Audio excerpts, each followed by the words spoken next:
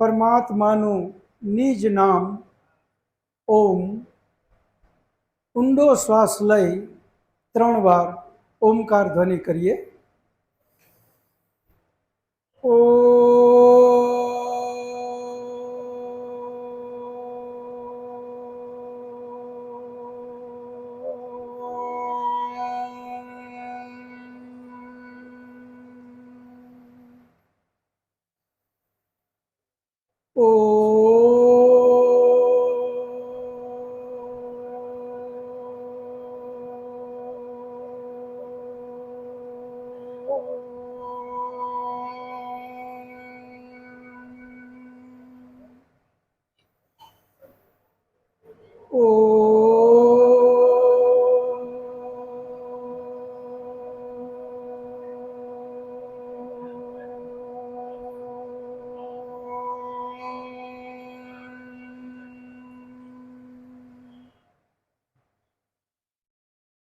ओम विश्वानि देव सवितर दुरितानि पराशोव यत भद्रम तन्न आसुव.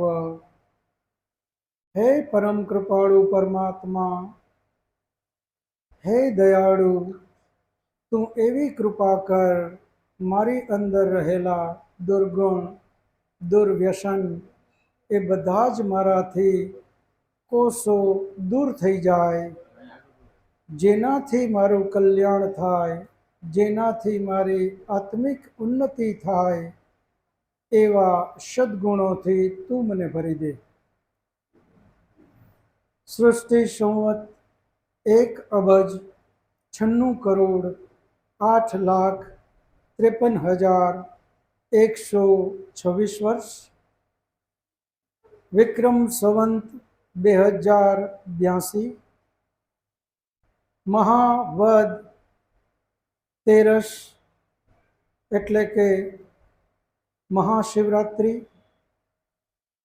दिनांक 15/2/2026 रविवार.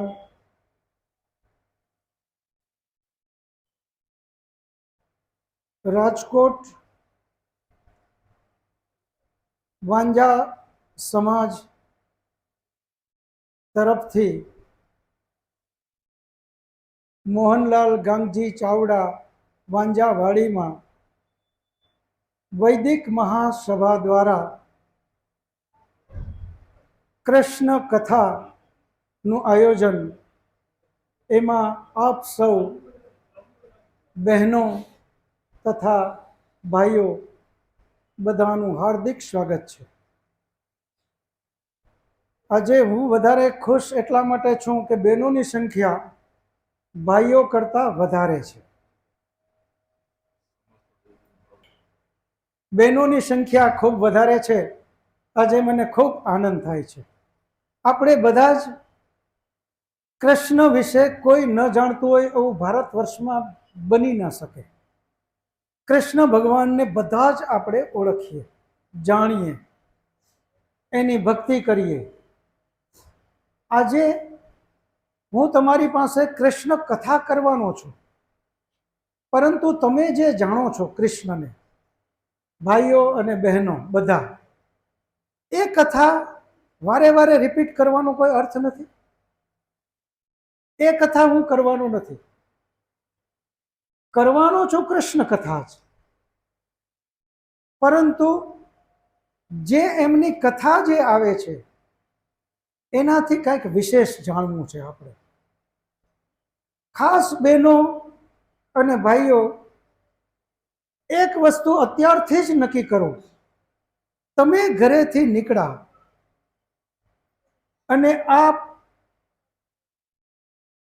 કથાના પંડાલમાં આવ્યા, ફરી પાછા જ્યારે ઘરે જાઓ, એક વસ્તુ ચોક્કસ વિચારજો કે તમને કાંઈ આધ્યાત્મિક જ્ઞાનમાં વધારો થયો તો આ કથા આપણી જ્ઞાતિ, આપણા સમાજ તરફથી જે કરી એ મહેનત એ લોકોની વસૂલ, અને જે હું અહીંયાથી બોલું છું એ મારી મહેનત પણ વસૂલ.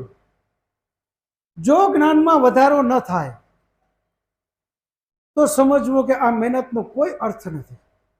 કે ઘરે જઈને આ વિચારવાનું છે કે આપણે કંઈ જ્ઞાન મળ્યું તો આ કથા વસૂલ, અને આજે અહીંથી લઈને જાજો. એમનેમ તો રોજ આપણે મંદિરમાં જઈએ જ છીએ. મેં શરૂઆતમાં વાત કરી, એક મંદિરમાં રોજ જાય છે અને એક રોજ જાતો જ નથી. જે ક્યારેય જતો નથી મંદિરમાં અને એક રોજ જાય, એ બેયના જીવનમાં જો કોઈ ફરક જ ન હોય તો એ મંદિરમાં ધક્કા ખાય છે શેના માટે? શું કામે આપણે મંદિરમાં જવું જોઈએ? એટલા માટે આજે આપણે અહીંયા કથામાં આવ્યા છીએ, કાંઈક લઈને જાય છીએ. હવે આપણે કૃષ્ણ કથાની શરૂઆત કરીએ. તમને બધાને જ ખ્યાલ છે, કૃષ્ણનો જન્મ જેલની અંદર, કૃષ્ણના માતા પિતાનું નામ શું? વાસુદેવ અને દેવકી. દેવકીના પેટે કૃષ્ણએ જન્મ લીધો અને એમના પિતાનું નામ વાસુદેવ. બંને જેલમાં કંસના બેન બનેવી એમણે એને જેલમાં નાખ્યા અને ત્યાં એના જન્મ પછી, આ બધી કથા તો હું શોર્ટમાં કહી દઈશ તમને. વાસુદેવ કૃષ્ણને લઈ અને ગયા કોની પાસે? નંદને ઘરે, નંદ રાજાને ઘરે. અને ત્યાં નંદ રાજાના ધર્મપત્ની માં યશોદાને અને નંદ રાજાને ત્યાં એ જ વખતે એક નાની દીકરીનો જન્મ થયો. એમણે કીધું કે જો આ બાળકને તમે અહીંયા મૂકી જાશો તો કંસને શંકા થશે, એટલે આ દીકરીને લઈ જાઓ. શું જન્મ? તો કહેજો કે આ દીકરી. કૃષ્ણને બચાવવા માટે માં યશોદા અને નંદ રાજાએ પોતાની દીકરીનું બલિદાન દીધું. આપણે આ બલિદાનને ભગવાન શબ્દ વાપરીએ ને એટલે એ બલિદાનની આપણે ગણતરી કરતા નથી. માયા, ભગવાન, આ બધા શબ્દોથી આપણે એનું મૂલ્ય જે થવું જોઈએ એ કરી શકતા નથી. ખરેખર એક વિચાર કરો, નવી દીકરી જન્મી, એ માં પોતાની દીકરીનું બલિદાન દેવા આપી શકે? પરંતુ રાષ્ટ્ર અને ધર્મ માટે કૃષ્ણને બચાવવો જરૂરી હતો, એટલે એમણે પોતાની દીકરીનું બલિદાન દીધું. વાસુદેવ દીકરીને લઈ અને પાછા જેલમાં આવી ગયા. અહીંયા કૃષ્ણનો દિવસે દિવસે મોટા થવા માંડ્યા. ત્યાં તમે બધા જ જાણો છો કે ત્યાં એમણે એક બાળક સહજ જે કાંઈ રાસલીલા કયો, જે રમત કયો, એ બધું જ કર્યું. અને એ બાળક માત્ર કૃષ્ણએ જ કર્યું એવું નથી. તમે પણ બધા, આપણે બધા જ વિચાર કરો, આપણી ઉંમર જ્યારે 7 વર્ષ 8 વર્ષની હતી તો આપણે બધા જ દીકરા દીકરી સાથે રમતા હતા ને. આમાં કાંઈ જ નવું નથી. એ નિર્દોષ ભાવ છે, એ વિકાર વગરની ઉંમર છે. અને એ વખતે આપણે બધા જ 8 વર્ષ 9 વર્ષ બધા જ આપણે બાળકો, દીકરા દીકરીઓ બધા જ સાથે રમીએ. આજે પણ એક નાની દીકરી બહુ સરસ મજાની હોય, ટ્રેનમાં જાય, કોઈ પેસેન્જર બેઠા એ એને તેડી લે, એમાં કોઈ વિકાર નથી, કારણ કે એ તો બાળક સહજ છે. એટલે દીકરાને કોઈ બેન ખોરામાં બેસાડી લે અથવા દીકરીને કોઈ પુરુષ ખોરામાં બેસાડે તો કાંઈ નવું નથી. એ તો સામાન્ય ચાલે છે. એ બાળક સહજ હોય છે. તો આ બધી વસ્તુ કૃષ્ણએ એના નાનપણમાં કરી. એ બધા સાથે રહીમાં. આ નાનપણનું શબ્દ એટલા માટે વાપરું છું, મહાભારત, ભાગવત, એ ભાગવત ગ્રંથ ઉપરથી જ તમને ખ્યાલ આવશે કે એ વખતે માણસોની એવરેજ ઉંમર કેટલી હતી. ભીષ્મ પિતામહ પોણા 200 વર્ષ, ગુરુ દ્રોણ 150 વર્ષ, કૃપાચાર્ય 150 વર્ષ. આ આપણે એમને એમ નથી કહેતા, આ એ ગ્રંથોમાં લખેલી ઉંમર છે. નાનામાં નાની ઉંમર અર્જુનની બતાવી છે. કુરુક્ષેત્રના યુદ્ધની લડાઈ વખતે અર્જુનની ઉંમર 80 વર્ષ બતાવી છે. એ નાનકડો બતાવ્યો એને. એનો અર્થ એ થાય કે ત્યારે એવરેજ ઉંમર 150 વર્ષની હતી. આજે આપણી એવરેજ ઉંમર 70-80 વર્ષ.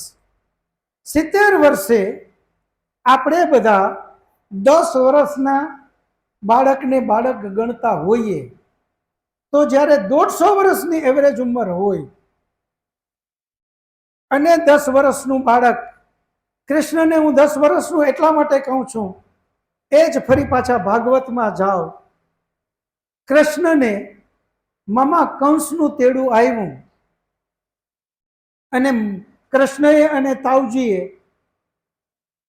વ્રજ છોડ્યું, ત્યારે એની ઉંમર કેટલી હતી? 11 વર્ષ અને 52 દિવસ. બેન માટે તાળીઓ પાડો, બહુ સરસ. એમાં દિવસ પણ લખેલા છે, ખાલી વર્ષ નહીં. 11 વર્ષ અને 52 દિવસ એણે વ્રજ છોડી દીધું. એ જ ભાગવત, એ જ એના ગ્રંથો, એમાં સાબિતી છે કે આ જીવન ફરી પાછા કૃષ્ણ વ્રજમાં આવ્યા નથી. એટલે આપણે નક્કી કહી શકીએ કે 11 વર્ષે તો એને વ્રજ છોડી દીધું. તો આ જે કાંઈ કર્યું એ કાંઈ 9-10 વર્ષના બાળક હતા. આજના પ્રમાણમાં અગર કહીએ તો એ 5 વર્ષના બાળક કહેવાય અત્યારની સરખામણીમાં. 70 વર્ષે જો 10 વર્ષનું બાળક, તો 150 વર્ષે એ 5 વર્ષનું બાળક ગણાય. ઓમ જુઓ તો 20 વર્ષ. 20 વર્ષ સુધી ત્યારે બાળક ગણવા જોઈએ. આજની તારીખમાં સરખામણી કરીએ તો એ 5 વર્ષનું બાળક. એ 5 વર્ષના બાળકે કોઈ માતાની સાડી પકડી, કોઈ માતાનો હાથ પકડ્યો, એ ક્યાંય બાળક તરીકે રમે છે, તો એમાં ક્યાંય વિકાર નથી. એ તો બાળક સહજ હતું. આપણે લોકોએ ભૂલ ત્યાં કરી બેઠા છીએ, અથવા તો આપણા કહેવાતા બધા જ ધર્માચાર્યો ખોટા નથી, પરંતુ કહેવાતા ધર્માચાર્યો એમણે આપણને એ ભૂલ કરાવી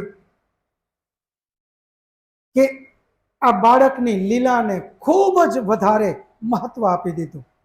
જે આજે પણ આપણે બાળક સહજ જે કાંઈ કર્મકાંડ કરીએ છીએ, જે કાંઈ રમતગમત કરીએ, એ જ રમત એ કૃષ્ણએ કરી હતી. એમાં કાંઈ નવીન નહોતું. પરંતુ આજે ખોટા લોકોને કૃષ્ણના નામે વ્યભિચાર કરવો છે, એટલે એને લીલાનું નામ આપી દીધું, કૃષ્ણ લીલા.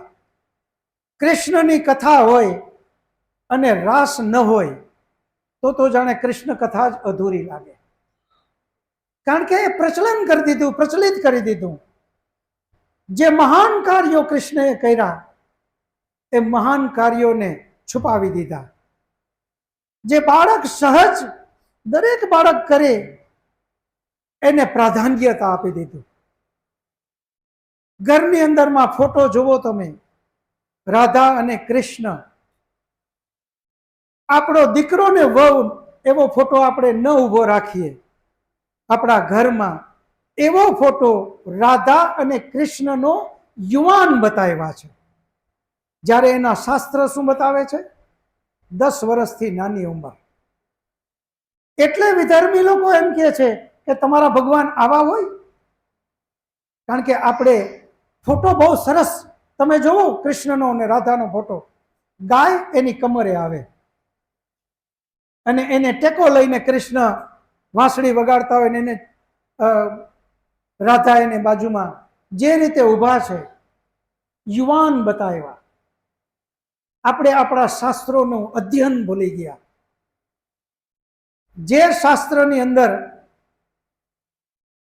લખે છે કે 11 વર્ષ અને 52 દિવસ, એની પહેલાની જ આ બધી વાતો એ શાસ્ત્રનો અધ્યયન કરનારો જ પાછો પોતાની પાછળ ફોટો યુવાન બતાવે. એટલે આપણને વિધર્મી લોકોને કહેવાનો મોકો મળી જાય. અગર એ જ કૃષ્ણને રાધા બાળકના રૂપમાં રાખેલા હોય, કોઈ બોલી શકે? કૃષ્ણ અને રાધા 8 વર્ષના બતાવે, જેમ ઊભા રાખો એમ રાખો, એ બાળક, એને આપણે ઊભા રાખી શકીએ.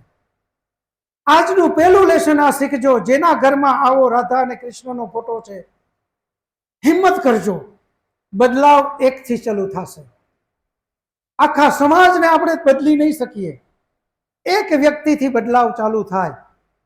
બાળકના રૂપમાં રાધા અને કૃષ્ણને ઘરમાં રાખો અને નીચે લખો રાધા અને કૃષ્ણ, નહીતર કોઈ સમજશે નહીં. કારણ કે એને રાધા કૃષ્ણ યુવાનનો જ મગજમાં ફોટો છે. એને ખબર છે કે 11 વર્ષ અને 52 દિવસે કૃષ્ણએ વ્રજ છોડી દીધું.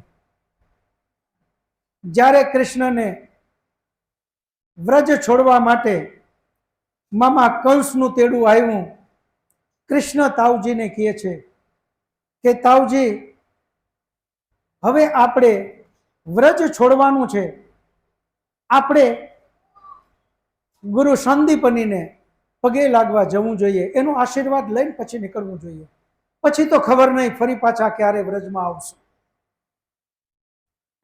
તાવજી અને કૃષ્ણ સંદીપની ઋષિમાં આશ્રમમાં સંદીપની ઋષિને પગે લાગવા જાય છે. સંદીપની ઋષિને જેવા પગે લાગે અને કહે કે ઋષિવર, ગુરુજી, અમને કંસનું તેડું આવ્યું છે, અમારે ત્યાં જવાનું છે. તરત જ સંદીપની ઋષિ એને જવાબ આપે છે કે મને ખ્યાલ છે, હે કૃષ્ણ, તારી નાની ઉંમરમાં તારા ઉપર બહુ મોટી જવાબદારીઓ આવી છે. કંસે તું પણ જાણે છે કે તને શું કામ બોલાયો, અને હું પણ જાણું છું કે કૃષ્ણ તને એ શું કરવાનો છે, કંસ. એટલા માટે બધું જ જ્ઞાન તને આપી દીધું, બધું જ વિદ્યા તને આપી દીધી. એક મેં હજી હથિયાર બાકી રાખ્યું છે, અને એ છે સુદર્શન ચક્ર. હે કૃષ્ણ, હવે તને આ હથિયારની જરૂર પડશે. તારા હાથમાં જે વાંસળી છે એ હવે તારે ક્યારેય જરૂર નથી, એ મને આપી દે. એમ કરીને વાંસળી એની પાસેથી લઈ લીધી, કૃષ્ણ પાસેથી. અને જે અંતિમ શસ્ત્ર આપવાનું હતું સુદર્શન ચક્ર, એ એણે કૃષ્ણને દીધું કે હવે તારે આની જરૂર પડશે. વિચાર કરો, પછી તાવજી અને કૃષ્ણ વ્રજ છોડે છે. આ જીવન એણે વાંસળી લીધી નથી. આ બીજું પ્રમાણ. એણે એના ગુરુ સંદીપને વાંસળી આપી દીધી. વાંસળી માત્ર 11 વર્ષ ને 52 દિવસ સુધી જ એણે હાથમાં રાખી હતી. પછી વાંસળી એણે આ જીવન લીધી નથી. પછી જે લીધું એ છે સુદર્શન ચક્ર. એ સુદર્શન ચક્રની વાત આપણે બધા જ ભૂલી ગયા. કૃષ્ણની ઉંમરે 125 વર્ષ. એણે 11 વર્ષ અને 52 દિવસ સુધી જે કર્યું એ આપણને યાદ છે. એના પછી 100 વર્ષ ઉપરાંતનો સમય જે એણે આપણને દેવું હતું એ વસ્તુ જ આપણે ભૂલી ગયા. જેને યાદ રાખવું હતું એ ભૂલાણું. જે બાળક સહજ, જે યાદ રાખવાની બિલકુલ જરૂર નહોતી, એને આપણે બરાબર યાદ રાખી. જાય છે કંસ પાસે, અને કંસ આપણે બધા જાણીએ છીએ કે કૃષ્ણનો વધ કરવા જ એને તો બોલાવ્યા હતા. પરંતુ કૃષ્ણ મહાબલી હતા, તાવજી મહાબલી હતા. કંસની બધી જ ચાલાકી, હાથી ગાંડો કરવો, એના બધું તમે જાણો છો. એ બધાનો વિધ્વંસ કરી અને છેલ્લે કંસને પણ મારી નાખ્યો. નાનકડા હતા ત્યારથી જ આટલા પરાક્રમી, આટલા શુરવીર. આપણે એને ભગવાનનું નામ આપી અને એની પરાક્રમતા, એની શુરવીરતાને ક્યાંય ધ્યાનમાં ન લીધી, કારણ કે ભગવાનનું બિરુદ આપી દીધું. જો મનુષ્ય ગણ્યા હોત તો આપણે એની શુરવીરતાને બરાબર બિરદાવીએ. તો આપણે એમ ગણીએ કે હા આ શૂરવીર છે, પણ આ તો ભગવાન, એ બધું જ કરી શકે. ખરેખર આ ભગવાન કહીને આપણે એનું અપમાન કરીએ છીએ. જો એ ભગવાન જ હોય તો એના માટે આ તુચ્છ કાર્ય કહેવાય. જે આ પૂરા બ્રહ્માંડનો રચયિતા પરમપિતા પરમાત્મા, જેણે સૂર્ય બનાવ્યા, આવા અબજો સૂર્ય બનાવ્યા, અબજો ગેલેક્સીઓ બનાવી, એના માટે કંસ એટલે શું? એના માટે તો તુચ્છ કાર્ય છે. એને અહીંયા આવવું પડે? જે આ બ્રહ્માંડનો રચયિતા છે એ કંસને મારવા આવે? આ તો ઈશ્વરનું ને કૃષ્ણનું બેયનું અપમાન છે. કૃષ્ણનું એટલા માટે અપમાન છે કે એને આપણે ભગવાનનું લેબલ મારી દીધું. એની શૂરવીરતા, એની વીરતા એને દાબી દીધી. આ જ કાર્ય કોઈ સામાન્ય માણસ કરે તો આપણે કેટલા અભિભૂત થઈએ કે વાહ, આવડું મહાન કાર્ય કર્યું. પણ કૃષ્ણમાં આપણે અભિભૂત થવાની જરૂર નથી, કારણ કે એ તો ભગવાન, એ ધારે કરી શકે. આ આપણે બીજું ભૂલ કરી છે. કૃષ્ણને ભગવાન માનો, એની ના નથી, પરંતુ એમણે જે શિખામણ દીધી, આજે મને એમ કહ્યો કે હિન્દુસ્તાનની અંદરમાં એવું કયું ઘર હોય કે જેના ઘરની અંદરમાં ગીતાજી ના હોય? દરેકના ઘરમાં ગીતાજી છે. દરેકે દરેક ગીતાજીને વાંચે છે. દરેકે દરેક કૃષ્ણના શિષ્ય, કૃષ્ણનો ભગત છે. પણ કઈ રીતે? જે કૃષ્ણએ આ જીવન સુદર્શન ઉપાડ્યું, આ જીવન રાષ્ટ્ર અને ધર્મ માટે જીવન સમર્પિત કર્યું, એને માનનારો માત્ર મંજીરા જ વગાડે, માત્ર કીર્તન જ કરે? યાદ રાખજો, કીર્તન અને મંજીરા વગાડવા ખોટું નથી. હું અહીંયા શબ્દ માત્ર વાપરું છું. મંજીરા અને કીર્તન કરો, માત્ર એટલું અટકો નહીં. કૃષ્ણ તો મહાબલી છે, આપણે એના ભગત. આપણે પણ એ શૂરવીરતાને બરાબર અંદર લઈએ. મેં શરૂઆતમાં વાત કરી હતી, માનસિક અમીર બનવા માટે આપણે આ સત્યને બરાબર પચાવવું પડશે, સ્વીકારવું પડશે. જ્યાં સુધી આ સત્યને નહીં સમજીએ ત્યાં સુધી માનસિક અમીરતા આપણામાં આવશે નહીં. ગુલામ માનસ બનાવી નાખ્યું કહેવાતા ધર્માચાર્યોએ. બધા જ ખોટા નથી, પરંતુ મોટા ભાગના કહેવાતા ધર્માચાર્યો, એમણે આપણને માત્ર કૃષ્ણ એટલે રાસલીલા, કૃષ્ણ એટલે પાનબીડા, કૃષ્ણ એટલે ફલાણું, એમાં જ આપણને બરાબર રેચા પેચા કરી દીધા. પરિણામે જે કૃષ્ણએ, જે કૃષ્ણનું ચરિત્ર આપણા જીવનમાં આવવું જોતું હતું એ આવી ન શકે. દુનિયામાં એવો કોઈ ગ્રંથ નથી જે ગીતાજીની તોલે આવે. ગીતાજી મહાન ગ્રંથ. એ ગીતાજી જેવો ગ્રંથ દરેકના ઘરમાં હોય, અને છતાં થોડા વર્ષ પહેલા જ સોમનાથનું મંદિર, ટનના હિસાબે એમાં સોનું, એક મુસલમાન વિધર્મી અફઘાનિસ્તાનથી આવે મોહમ્મદ ગઝનવી, એ વખતે નહોતા કોઈ વાહન, ઘોડા ગાડીઓ, ઘોડા એ બધું લઈને આવ્યા હતા. મુઠ્ઠીભર માણસો આ દેશમાં આવ્યા. અહીંયાના જેટલા લોકો એને કાપી નાખ્યા, જે સામે થયા એને, અને સોમનાથના મંદિરને 17 વાર લૂંટી ગયો. ટનના હિસાબે સોનું લઈ ગયો. ત્યાંથી યુવાન દીકરાઓને નોકર તરીકે બંદીવાન બનાવીને લઈ ગયો, અને યુવાન દીકરીઓને ત્યાં અફઘાનિસ્તાનમાં આજે પણ એ બજાર છે એની લીલામી કરી એને. આપણે આટલા બધા ગીતાજીનો માનનારો આ દેશ, જે કૃષ્ણએ જરૂર પડી ત્યારે સુદર્શન ઉપાડ્યું, દરેકના ઘરમાં ગીતાજી, આ મુઠ્ઠીભર લોકો આવીને આપણને લૂંટી જાય એમ નહીં, આપણી બેન દીકરીઓની આબરૂ લઈએ, અને છતાં આપણે કાંઈ કરી ન શક્યા. તો એનું મુખ્ય જો કોઈ કારણ હોય તો આ ધર્મ છે. જેને આપણે સમજી નથી શક્યા. ધર્મ જ એક એવી શક્તિ છે જે મરેલા માણસને ઊભો કરી શકે. અને જો ધર્મને ગલત રીતે કરે તો જીવતો હોય એને એ મારી નાખે. આપણી આ દશા આજે થઈ છે. બધા જ આપણે જીવીએ છીએ, બધાના જ ઘરમાં ગીતાજી જેવો મહાન ગ્રંથ, એના 10 પાના તો એટલા ટીલા ટપકા કર્યા હોય કે એમાં વાંચી ન શકાય, એટલું એમાં ઘી પ્રસરી ગયું હોય. પરંતુ જ્યારે પણ વાત આવે, અહીંયા તમે હું ફરી ફરીને ચોખવટ કરું, અહીંયા હું શબ્દ જ્યારે વાપરું, કંઠી, ટીલા, ટપકા, ફલાણું, આ બધું જ જરૂરી છે. પરંતુ માત્ર આટલામાં જો અટકા તો આ દેશને કોઈ બચાવી નહીં શકે. કૃષ્ણએ ગીતાજી શું કામ લખી, તમે વિચાર તો કરો. આગળની હું કથા કરું.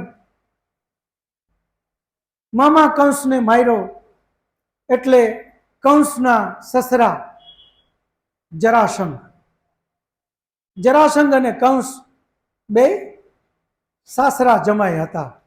જરાસંઘની 2 દીકરી કંસ સાથે હતી આપેલી. કંસને માર્યો એટલે જરાસંઘ મહાબલી રાજા હતો. એના જમાઈને માર્યો એટલે એને પણ બહુ ક્રોધ આવ્યો. એને લાગ્યો કે મારે આનો બદલો લેવો જોઈએ, અને એણે મથુરા ઉપર વારંવાર ચડાઈ કરવાનું ચાલુ કર્યું. કૃષ્ણ ત્યારે રાજા નહોતા બન્યા, ધારે તો એ રાજા બની શકતા હતા કંસને મારીને, પરંતુ કૃષ્ણએ કંસને મારી અને રાજગાદી સોંપી એના નાના બાપુને, યાની કંસના પિતાજીને. એ પોતે રાજા ન બન્યા, આટલા એ પોતે સમર્પિત હતા. એને નહોતી રાજની પડી. એને તો એક જ વાત હતી કે જ્યાં અત્યાચાર છે, પાપાચાર છે, એનો નાશ કરવો. હવે અહીંયા જરાસંઘ એ વારે એના ઉપર ચડાઈ કરે. કૃષ્ણને એમ થયું કે જરાસંઘ મહાબલી છે, આની સામે આપણે યુદ્ધમાં જીતી તો શકીશ, પરંતુ મોટો વિનાશ થશે. કારણ કે એ કોઈ સામાન્ય રાજા નથી, એ પણ મહાબલી છે. ઘણા નિર્દોષ સૈનિકો મરશે, મોટો નરસંહાર થશે. અને કંસ જરાસંઘને વાંધો શું, મેં કંસને માર્યો એ વાંધો તો એને મારાથી છે. મારા માટે થઈ અને આ દેશની અંદરમાં આવડો મોટો નરસંહાર થાય એ સ્વીકાર્ય નથી. એણે વિચાર્યું કે મારે એવી જગ્યાએ વહી જવું જોઈએ કે જ્યાં જરાસંઘ આવી ના શકે. વિચાર કરો, એ કૃષ્ણ, એણે એ ન વિચાર કર્યું કે હું અહીંથી વયો જાય તો લોકો મને કાયર કહેશે, રણછોડ કહેશે. નહીં, આ રાષ્ટ્ર આજે જરૂર છે કે મારે અહીંથી વહી જવું જોઈએ. અને એ આવ્યા ક્યાં? બેટ દ્વારકા. એણે એવી જગ્યા પસંદ કરી, બેટ દ્વારકાની ફરતે પાણી, કે જ્યાં જરાસંઘ હુમલો કરી જ ન શકે. એને રાજધાની બનાવી. ફરતું પાણી અને વચ્ચે નાનો, આપણે આજે તો બધા જઈએ છીએ ત્યાં, એ બેટ દ્વારિકા. ત્યાં આવીને એને વસવાટ કર્યો, માત્ર રાષ્ટ્ર અને ધર્મ માટે થઈને, કે રાષ્ટ્રને અત્યારે જરૂર છે કે મારે વહી જવું, તો એ વયા ગયા. એ જ રીતે બહુ લંબાણપૂર્વક એની બાકીની સ્ટોરી નહીં કરું. આજે મુખ્ય મુદ્દો, ખાસ કરીને યુવાનો તમે બધા સાંભળજો, દીકરીઓ તમે બધા સાંભળજો. જે કૃષ્ણ આપણને શિખામણ દેવા માટે એને જીવન સમર્પિત કર્યું, એ જ વાત હું આજે તમારી સામે કરવાનો છું. હસ્તિનાપુર, ઇન્દ્રપ્રસ્થ યુધિષ્ઠિરના ભાગમાં ગયેલું, અને ત્યાં એણે રાજસૂય યજ્ઞનું આયોજન કર્યું. રાજસૂય યજ્ઞમાં એણે બધા જ ને ખૂબ મોટા લોકોને તેડાવ્યા. પિતામહ, ભીષ્મ, ગુરુ દ્રોણ, કૃપાચાર્ય, આપણા મહાન ઋષિ વ્યાસ ઋષિ, કૃષ્ણ, આ બધા જ એમાં સામેલ. રાજસૂય યજ્ઞની અંદરમાં એક એવો નિયમ છે કે એ જેટલા આવ્યા એમાં જે સર્વોપરી મહાન છે એમનું સ્વાગત કરવું, એમનું પગ ધોવા, એ રીતે એમનું સ્વાગત કરીને એનું બહુમાન કરવું, આવો એક પરંપરા છે. યુધિષ્ઠિર પિતામહ ભીષ્મ પાસે જાય છે અને પ્રશ્ન કરે છે કે હું મૂંઝવણમાં એ મુકાણો છું કે આજે અહીંયા પિતામહ ભીષ્મ તમારી સાથે મહાન ઋષિ વ્યાસજી પણ પધાર્યા છે. મારે પેલા પૂજન કોનું કરવું, તમારું કે વ્યાસજીનું? ત્યારે પિતામહ ભીષ્મ એને જવાબ આપે છે કે હે યુધિષ્ઠિર, ન મારું થાય ન વ્યાસજીનું થાય. જે સભામાં કૃષ્ણ ઉપસ્થિત હોય એ સભામાં પૂજાને લાયક પેલું પૂજન જો કોઈનું કરવું હોય તો માત્ર કૃષ્ણનું થાય. જ્યાં વ્યાસજીને પૂછી લે, એ પણ આ જ જવાબ આપશે, આ કૃષ્ણ છે. ભીષ્મ જેવું ચરિત્ર અને વ્યાસ જેવું ચરિત્ર એમ કે પેલી પૂજા કૃષ્ણની કરવી, એ મહાન ચરિત્ર કૃષ્ણ, એને માનવા વાળા આપણે કોઈ દિવસ કમજોર હોઈ ના શકીએ, કોઈ દિવસ બિચારા હોય જ ના શકીએ. આપણે બિચારા બન્યા હોય તો માત્ર એટલા માટે બન્યા કે એના ચરિત્રને ભૂલી અને અમુક જ વાતોને આપણે પકડી લીધી, જે વાતો આપણને બિલકુલ દિશાહીન બનાવ્યા. અને એ વખતે વ્યાસજીએ પણ કૃષ્ણનું કીધું અને યુધિષ્ઠિરે કૃષ્ણ ભગવાનને કીધું કે આવો તમારું પેલું પૂજન. અને એમ કરીને કૃષ્ણનું પૂજન ચાલતું હતું. એ જ વખતે તમે બધા ઇતિહાસ જાણો છો, કથા જાણો છો. કોણ ત્યાં આખું ગ્રુપ આવ્યું? દુર્યોધન, શિશુપાલ, કર્ણ, શકુની, આ બધું જ ગ્રુપ ત્યાં આવ્યું. એમાં જે શિશુપાળ છે એને કૃષ્ણનું અપમાન કરવું હતું. એને એમ લાગ્યું કે આજે મારી સાથે દુર્યોધન મહાબલી છે, એ કોઈ કમ નથી. કર્ણ મહાબલી છે, એ કોઈ કમ નથી. એને લાગ્યું કે આજે મારી સાથે દુર્યોધન, મારી સાથે કૃષ્ણ, આની હાજરીમાં આજે કૃષ્ણનું બદલો લેવાનો સમય છે, આનું અપમાન કરું. દુર્યોધન અને કર્ણની બરાબર એને બેકઅપ મળ્યું, એટલે એને કૃષ્ણનું અપમાન ચાલુ કર્યું. યુધિષ્ઠિરને કે હે યુધિષ્ઠિર, તું ગાંડો થઈ ગયો છે કે શું? આવા ગ્વાલિયાનું તારે બહુમાન પૂજન કરવાનું હોય? જે ગ્વાલિયો કાંઈ કરી શકે એમ નથી, જે નથી કોઈ જાતનું એનામાં આવડત, આમ ભયંકર અપમાન ચાલુ કરી દીધા. બધા સ્તબ્ધ થઈ ગયા. ભીષ્મ કઈ બોલવા જાય તો કૃષ્ણ કીધું કે પિતામહ બોલવા દો એને. અપમાન કરતો ગયો. એને એમ કે મારી સાથે દુર્યોધન છે, મારી સાથે કર્ણ છે, આજે મને કાંઈ નહીં કરે. એક લિમિટ સુધી અપમાન સહન કર્યું અને તરત જ કીધું કે શિશુપાલ અટકી જા, તારું અપમાન કરવાની હવે લિમિટ આવી ગઈ. હવે એક શબ્દ બોલ્યો તો હું તને મૃત્યુદંડ આપીશ. પરંતુ દુર્યોધનની હવા એ અટકો નહીં. અને આપણે બધા જ ઇતિહાસ જાણીએ છીએ કે તરત જ કૃષ્ણએ સુદર્શન કાઢ્યું અને એ જ વખતે એનું માથું ધડથી જુદું કરી દીધું. વિચાર કરો, દુર્યોધનનો એ સગો બનેવી થાય, શિશુપાલ દુર્યોધનનો સગો બનેવી. દુર્યોધન જેવો મહાબલી, એની સામે એના બનેવીનું માથું ધડથી જુદું કરી નાખ્યું. દુર્યોધન એક શબ્દ બોલી ના શક્યો. તમે વિચાર કરો કે કૃષ્ણ કેવી કેપેસિટી, એની વીરતા માટે શું કહીએ આપણે.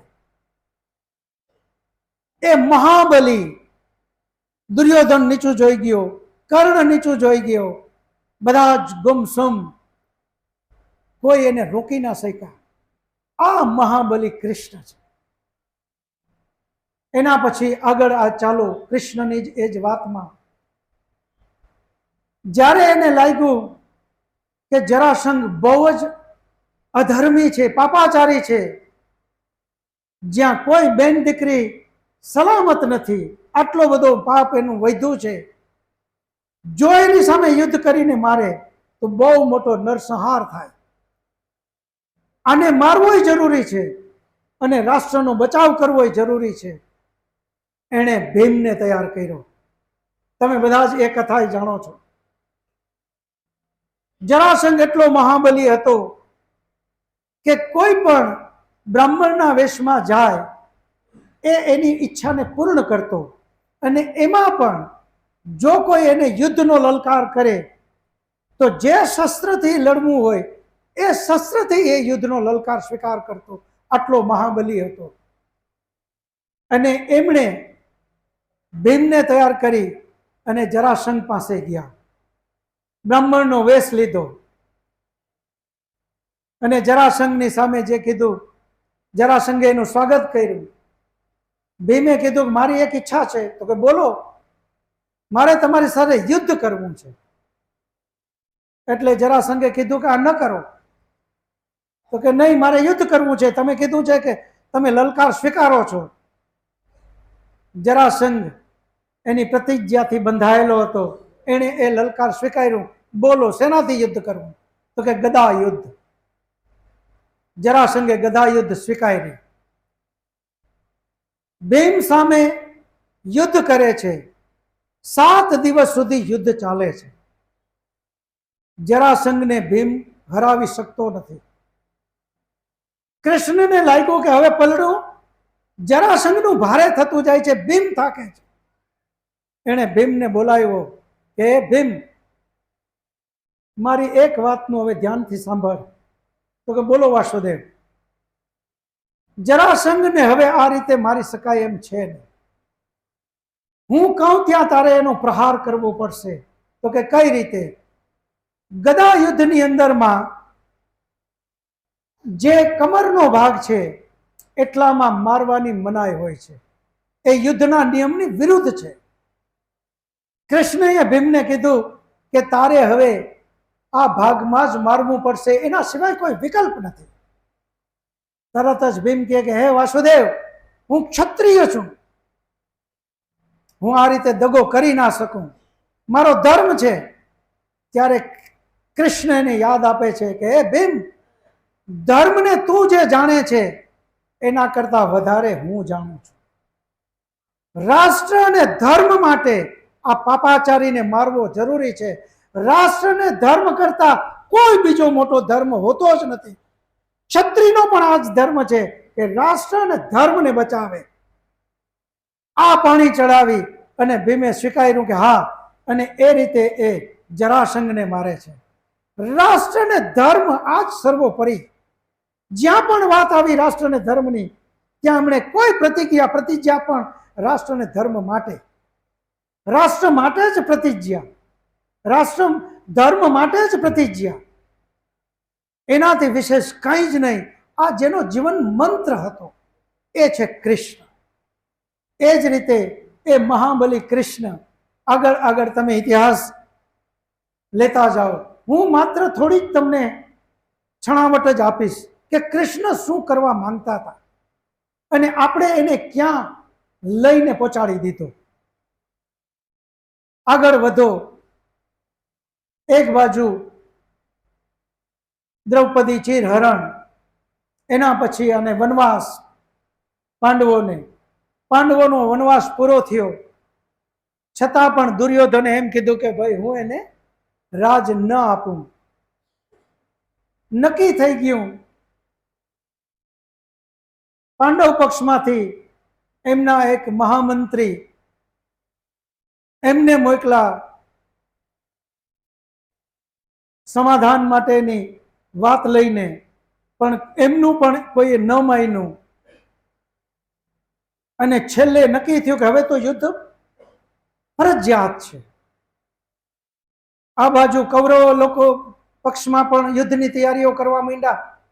આ બાજુ પાંડવ પક્ષમાં યુદ્ધની તૈયારીઓ માટે એક મોટી સંમેલન બેઠક બોલાવી.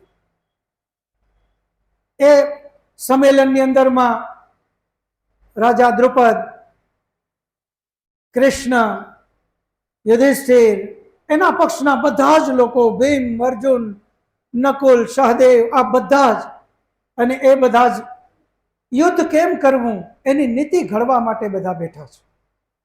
એ વખતે વાસુદેવે કીધું કે હે યુધિષ્ઠિર, હજી મારી એક ઈચ્છા છે, જો તમે બધા સહમત હો તો. એટલે બધા તરત કીધું કે હા બોલો વાસુદેવ, તમે જે કહો એ અમે કરવા તૈયાર છીએ. એટલે વાસુદેવ કૃષ્ણ ઊભા થાય અને એમણે એક વાત એવી મૂકી કે જો તમે કહેતા હો તો મારી ઈચ્છા છે કે સમાધાન માટેનો સમધિ દૂત બનીને હું જાઉં અને હું પ્રયત્ન કરું કે આ સમાધાન થઈ જાય તો આ યુદ્ધને આપણે રોકીએ. જેવા કૃષ્ણે આ વાત કરી કે તરત જ ભીમ એકદમ ક્રોધિતમાં આવીને આવેશમાં આવીને ઉભા થાય કે હે વાસુદેવ કૃષ્ણ, તમે શું કરવા માંગો છો? જો તમે જાશો સમાધાનની વાત લઈને તો તમે તો સમાધાન કરીને આવશો. તો હું એક ક્ષત્રિય છું અને મેં એક પ્રતિજ્ઞા કરી છે કે કુરુક્ષેત્રના યુદ્ધના મેદાનમાં દુશાસનની છાતી ચીરી અને એનું લોહી કાઢવું, આ મારી પ્રતિજ્ઞાનું શું? અર્જુન ઉભો થઈ ગયો કે હે વાસુદેવ, મેં પ્રતિજ્ઞા કરી છે કે કર્ણને મારવો, મારી પ્રતિજ્ઞાનું શું? આમ બધા જ મહિના કહેવા. ત્યારે શ્રી કૃષ્ણ આખા ભાગવતમાં તમે જુઓ આ એક જ વાર એ ક્રોધિત થાય છે, આવેશમાં આવીને એને એક જ વાર વાત કરી, એ છે આ સ્થળ. એણે કીધું કે હે ભીમ, હે અર્જુન, તમે જે પ્રતિજ્ઞાની વાત કરો છો કે અમે ક્ષત્રિય, તો અમારી પ્રતિજ્ઞાનું શું? તો જ્યારે દ્રૌપદીને ભરા દરબારમાં લઈ આવ્યા ત્યારે તમે ક્ષત્રિય નહોતા? એક ક્ષત્રિયનો ધર્મ હતો કે અબળાને બચાવવી, ત્યારે તમે કેમ બધા ચૂપ રહ્યા? તમે ક્ષત્રિય છો અને તમારો ધર્મ, એટલા માટે હું તમારી સાઈડમાં નથી.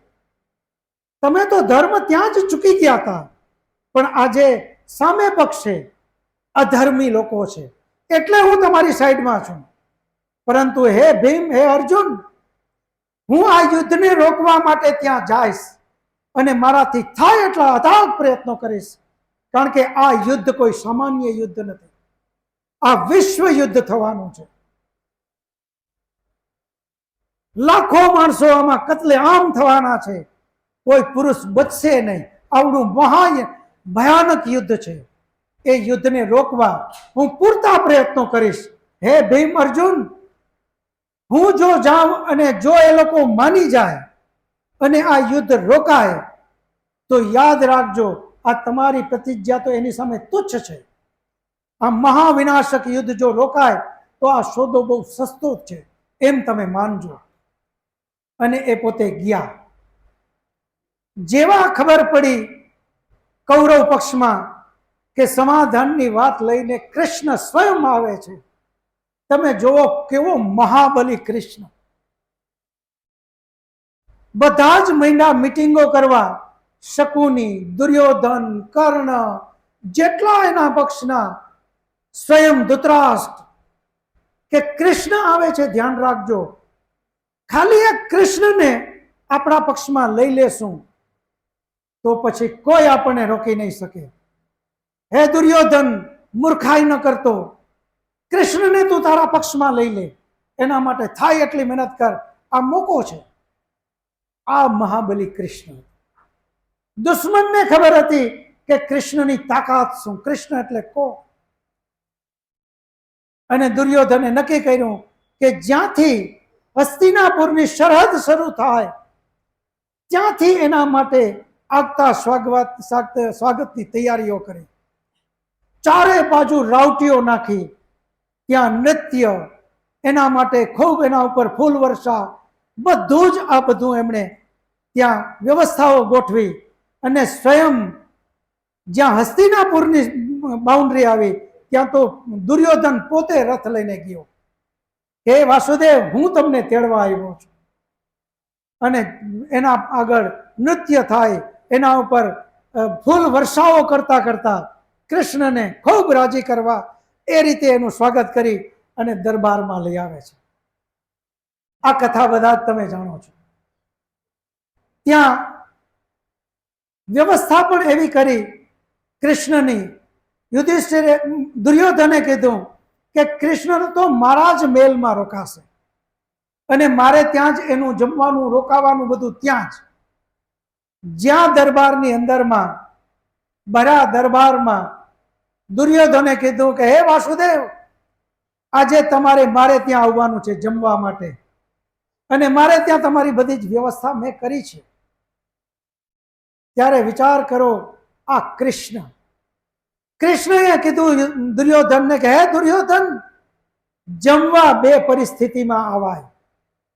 પહેલું, એકબીજાને ખૂબ લાગણી હોય તો એમને ઘરે જઈને જમવું જોઈએ. અને બીજું, જો હું ના પાડું અને મને મૃત્યુનો ભય હોય, તું મને મારી નાખવાનો હો, તો મારે જમી લેવું, મરવા કરતા જમી લેવું સારું. હે દુર્યોધન, આ બેમાંથી એક પણ પરિસ્થિતિ મારી નથી. તને કે મને કોઈ આપસમાં લાગણી નથી, કોઈ લાગણીના આપણા સંબંધો નથી. નંબર 2, હું તને ના પાડું તો તું મારો વાણ વાંકો કરી ના શકે. હે દુર્યોધન, હું તો જઈશ વિદુરને ત્યાં. જેવું ભરા દરબારમાં દુર્યોધનનું અપમાન થયું, દુર્યોધન આવેશમાં વિવેક ખોઈ બેઠો, તલવાર લઈને ઉભો થવા જાય. બાજુમાં જ ભીષ્મ પિતામહ, બેસ, સામે કોણ છે વિચાર કર. હમણાં જ આ રાજ યુવરાજ વગરનું થઈ જશે. અને પાછો જ દુર્યોધન બેસી ગયો. આ મહાબલી કૃષ્ણ, એ કૃષ્ણના આપણે શિષ્યો, આપણે કોઈ સામાન્ય નથી. આપણી ધરોહર આપણે યાદ કરીએ, આપણે કેના સંતાન, આપણો શું આદર્શ, અને બરાબર વિચાર કરીએ. આપણી અંદર પડેલી બધી જ નબળાઈઓ નીકળી જશે. આપણી અંદરમાં એક સત્ય માટે જોમ આવશે. અને આપણે બધા જ કથાને જાણીએ છીએ. વાસુદેવ કૃષ્ણ વિદુરને ત્યાં જઈને ભાજી જમ્યા, અને ત્યાં વિદુરને પણ કીધું કે તમારા જેવો મંત્રી હોય અને આ રાજની આ દશા કેમ?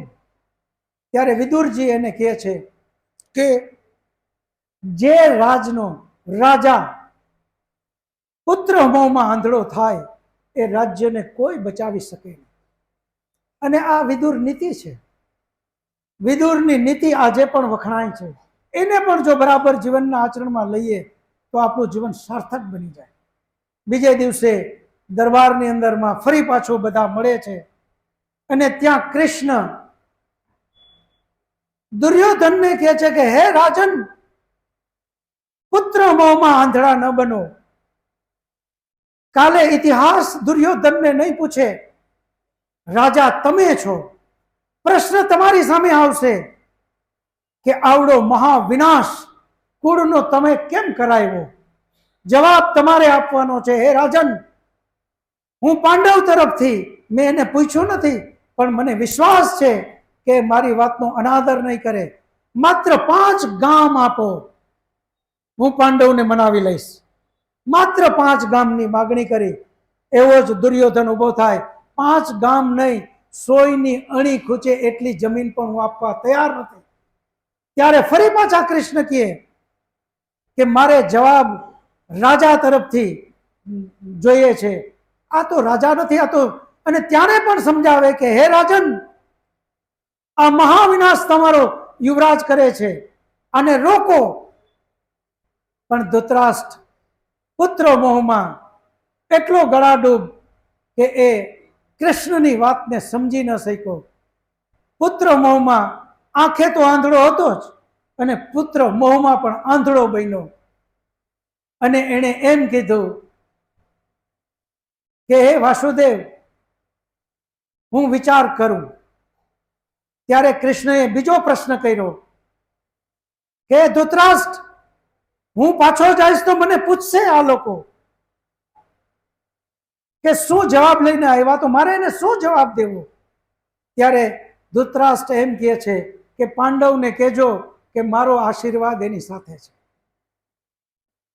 એકદમ પુત્ર મોહમાં આંધળો. અને વાસુદેવ કૃષ્ણ સમજી ગયા કે હવે આ પાસે બીજો કોઈ વિકલ્પ નથી. હવે યુદ્ધ, અને હવે આવે છે યુદ્ધની વાત. યુદ્ધ નક્કી થઈ ગયું કે હવે બીજો કોઈ વિકલ્પ જ નથી. યુદ્ધ નક્કી થઈ ગયું બંને બાજુ કે હવે યુદ્ધ સિવાય કોઈ વિકલ્પ નથી. એક વાત તમે બધા જ જાણો છો કે કૃષ્ણએ જ્યારે દુર્યોધન અને અર્જુન એની સહાયતા માંગવા ગયા ત્યારે કૃષ્ણએ કીધું કે ભાઈ હું હથિયાર નહીં ઉપાડું, હું હથિયાર નથી ઉપાડવાનો, જેને મારી સેના જોતી હોય એ લઈ જાય અને હું તો નિહથ્થો રહેવાનો છું. તો સેનાને માગી દુર્યોધને અને અર્જુને માગ્યા કૃષ્ણને. એટલે કૃષ્ણ એ બાજુ આવ્યા અને કૃષ્ણએ ત્યારે પ્રતિજ્ઞા કરી હતી કે હું આ યુદ્ધમાં હથિયાર નહીં ઉપાડું. આ એની પ્રતિજ્ઞા. આપ બધા ઇતિહાસને જાણો છો. યુદ્ધ નક્કી થઈ ગયું, બંને પક્ષે યુદ્ધની તૈયારીઓ ચાલે છે. એ બધું જ તમે ઇતિહાસ જાણો છો. સામ સામે સેના ગોઠવાઈ ગઈ. જે આ મહાયુદ્ધ, આપણે જે વર્લ્ડ વોર જેને કહીએ છીએ, ખરેખર વર્લ્ડ વોર એ પહેલું હતું, વિશ્વ યુદ્ધ હતું એ. કારણ કે ત્યારે આપણા રાજા ચક્રવર્તી રાજા હતા. ચક્રવર્તી રાજા એને કહેવાય કે પૂરા વિશ્વ ઉપર એનું શાસન હોય. એની અંદરમાં પૂરા વિશ્વમાંથી બધા જ રાજાઓ લડવા આવ્યા હોય. એટલે એ પહેલું વિશ્વ યુદ્ધ હતું. કુરુક્ષેત્રનું યુદ્ધ એ સામાન્ય નહોતું. એટલા માટે કૃષ્ણએ એને રોકવા માટે એનાથી થાય એટલા પ્રયત્નો કર્યા કે આ યુદ્ધ રોકો, નહીતર આ મહાવિનાશકારી યુદ્ધ થશે. જેવી બે બાજુ સેનાઓ ગોઠવાણી અને જે આ રીતે બધી તૈયારીઓ જોઈ અર્જુન ખૂબ જ દ્રવિડ થઈ ગયો અને અર્જુનને લાગ્યું કે ઓહો હો, આટલો મહાવિનાશ થશે, આના ભોગે મને રાજ મળશે. આ રાજ મારે જોતો નથી. આ ઇતિહાસ તમે બધા જાણો છો. કુરુક્ષેત્રના યુદ્ધના મેદાનમાં બંને બાજુ સેના ગોઠવાઈ ગઈ. એવે વખતે અર્જુન હથિયાર મૂકી દે છે કે હું આ મહાવિનાશ, એક બાજુ મારા ભાઈઓ, મારા ગુરુ, જેની ગોદીમાં હું બેસીને મોટો થયો એ પિતામહ ભીષ્મ, એને બધાને મારી અને આ રાજગાદી મારે જોતી નથી. એણે હથિયાર મૂકી અને વિલાપ કરવા માંડ્યો કે આવું રાજ મારે નથી જોતું. એવે વખતે કૃષ્ણ એને કહે છે કે હે કૃષ્ણ, અર્જુન કાયર ન થા. તમે જુઓ, જ્યાં સુધી શક્ય હતું ત્યાં સુધી એમણે યુદ્ધને ટાળ્યું. કૃષ્ણએ એના માટે અથાગ પ્રયત્નો કર્યા. પણ જ્યારે નક્કી થઈ ગયું કે આ પાપાચારી લોકો, આ પાપી લોકો, જો એના હાથમાં સત્તા જાય તો પ્રજા અને દેશને પાયમાલ કરી દેશે, નુકસાન કરે, તો આને રોકવા જરૂરી છે. હવે એણે યુદ્ધનું નક્કી કરી લીધું કે હવે તો યુદ્ધ માત્ર એક રસ્તો છે. જેવો અર્જુને આ બધો જ વલોપાત કર્યો કે હું મારા ગુરુને, હું મારા પિતામહને, મારા ભાઈઓને મારી અને આવું રાજ મારે જોતું નથી. હવે અહીંયા તમે વિચાર કરો, બે બાજુ સેના રેડી છે, વચ્ચે કૃષ્ણ અર્જુનનો રથ લઈને આવ્યા છે. આપણે આ બધું જ દ્રશ્ય જોઈએ છે ફોટાઓમાં. એવી વખતે કૃષ્ણને હથિયાર આણે મૂકી દીધું. આને આપણે હવે પછી જે કાંઈ વાતો આવી છે એને આપણે ગીતાજી કહીએ છીએ. બાકીનું બધું જ ભાગવત, મહાભારત, અને અહીંયા જે હવે જે વાત થઈ એનું નામ છે ગીતા. હવે અહીંયા પણ આપણે સમજીએ કે અર્જુને હથિયાર છોડી દીધું એમ કહીને કે હે વાસુદેવ, હું મારા ગુરુ દ્રોણ, મારા પિતામહ ભીષ્મ, જેની ગોદીમાં રમીને હું મોટો થયો, કૃપાચાર્ય, મારા વડીલો, એને મારી અને મારે આ રાજ જોતું નથી. એને હથિયાર મૂકી દીધું. હવે જે હથિયાર એને ઉપડાવવું છે એના માટે જે કાંઈ વાત કરી કૃષ્ણએ, એનું નામ છે ગીતાજી. ગીતાજી એ મહાન ગ્રંથ છે કે જેમાં કૃષ્ણએ અર્જુનને હથિયાર ઉપડાવવા માટેની શૂરવીરતાની વાત કરી. જગ્યા કઈ તો કુરુક્ષેત્રના યુદ્ધનું મેદાન. બંને બાજુ સેના ગોઠવાઈ ગઈ, બરાબર મધ્યમાં એનો રથ. એવી વખતે અર્જુન ના પાડે કે હું લડું નહીં, અને એને હથિયાર ઉપડાવવા માટે જે વાત કરી એનું નામ જ ગીતાજી. ગીતાજી એટલે બીજું કંઈ જ નહીં, માત્ર એક આ ભાગવતનો જ એક ભાગ, આટલો જ ભાગ. માત્ર હથિયાર ઉપડાવવા માટે જે વાત કરી એનું નામ ગીતાજી. હવે અહીંયા આપણે વિચાર કરો કે જ્યાં એવી વાત આવે કે હું મારા આ લોકોને ન મારું, એને હવે પરિસ્થિતિ એવી છે, અર્જુને હથિયાર મૂકી દીધું એમ કહીને કે હું મારા પિતામહને ન મારું, મારા ગુરુને ન મારું, મારા સગાવાલાને ન મારું. વાત એ છે કે હવે એને હથિયાર ઉપડાવવું છે. વિચાર કરો, ચિંતન કરો, ત્યાં કૃષ્ણએ જે વાત કરી હોય એ કઈ હોઈ શકે? માત્ર એક જ વાત કરી હોય શૂરવીરતાની કે હે અર્જુન, કાયર ન થા, હથિયાર ઉપાડ. તું જેને કહે છો કે આ મારા પિતામહ, આ મારા ગુરુ, એ પિતામહ અથવા તો ગુરુ કોણ? તું જે સામે શરીર જો છે એ તારા પિતામહ, કે એની અંદર રહેલો આત્મા એ તારા પિતામહ? હે અર્જુન, જો શરીરને તું પિતામહ કહેતો હો તો એ તો નાશવંત છે. શરીર તો જડ છે, એ તો પહેલેથી જ મરેલું છે. અને જો એની અંદર રહેલો આત્મા એને તું પિતામહ કહેતો હો તો આત્મા તો હજાર અમર છે. આપણે બધા જ એને જાણીએ છીએ શ્લોકને. આત્માને ન મારી શકાય, ન કાપી શકાય, ન ભીંજવી શકાય, ન સૂકવી શકાય, ન બાળી શકાય. આત્મા તો હજાર અમર છે. તું કોને મારવાની વાત કરે છે? હે અર્જુન, કાયર ન થા. ધર્મને બચાવવા માટે, રાષ્ટ્રને બચાવવા માટે આજે તારું કર્તવ્ય છે કે તારી સામે જે કોઈ હોય એના ઉપર તું હથિયાર ઉપાડ. ગીતાજીની અંદરમાં જ્યાં આ વાત કરી છે આપણે બધા જ સમજી શકશું કે જ્યાં બહાદુરીની વાત કરી, હથિયાર ઉપડાવવા માટે વાત કરી, એટલી જ વાત ગીતાજીની હોઈ શકે. ત્યાં એવી વાત ક્યારેય ન હોય યુદ્ધના મેદાનમાં કે પૂજા કેમ થાય. એ સંદર્ભ ત્યાં છે, પૂજા કરવાનો સમય છે.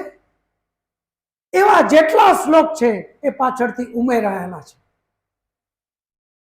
ગીતાજીના માત્ર 70 શ્લોક જ મૂળભૂત શ્લોક છે, જેમાં કૃષ્ણએ અર્જુનને સમજાવવા માટે કીધું કે અર્જુન, કાયર ન થા, હથિયાર ઉપાડ. એ જે વાતો કરી એ માત્ર ગીતાજી. અને અર્જુને છેલ્લે કીધું કે નષ્ટો મોહ. હે વાસુદેવ, મારો મોહ નષ્ટ થયો, લાવો મારું ગાંડીવ. ક્યાં છે ધનુષ?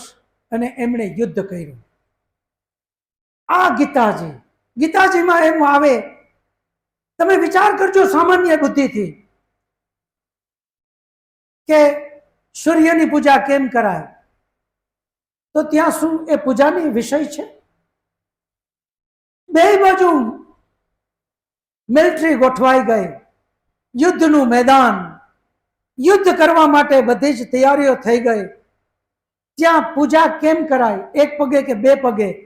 આની વાત હોઈ શકે? સામાન્ય બુદ્ધિથી તમે વિચાર કરજો કે ગીતાજીની અંદરમાં આવી જ્યાં જ્યાં આ બધી વાતો છે એ પાછળથી ઉમેરાયેલી છે. ગીતાજીની અંદરમાં જે પાછળના અમુક લોકોએ, સ્વાર્થી લોકોએ, કહેવાતા પાખંડી લોકોએ ભેળસેળ કરી છે અને એનું પ્રમાણ પણ છે. આપણા એક મહાન રાજા જેના નામથી આજે વિક્રમ સંવંત છે, એ વિક્રમ રાજા મહાન રાજા હતા. વિક્રમ રાજાએ એના વખતે આજે પણ એ પુરાવો છે, એના રાજમાં એ ઢંઢેરો પીટાવ્યો હતો કે જો કોઈએ હવે પછી ગીતાજીની અંદરમાં શ્લોકનો ઉમેરો કર્યો તો હું મૃત્યુ દંડ આપીશ. આજે પણ એના ગ્રંથોમાં લખેલો છે. એનો અર્થ એ છે કે એ વખતે ગીતાજીની અંદરમાં આ ખોટા લોકો શ્લોક ઉમેરો કરતા હતા.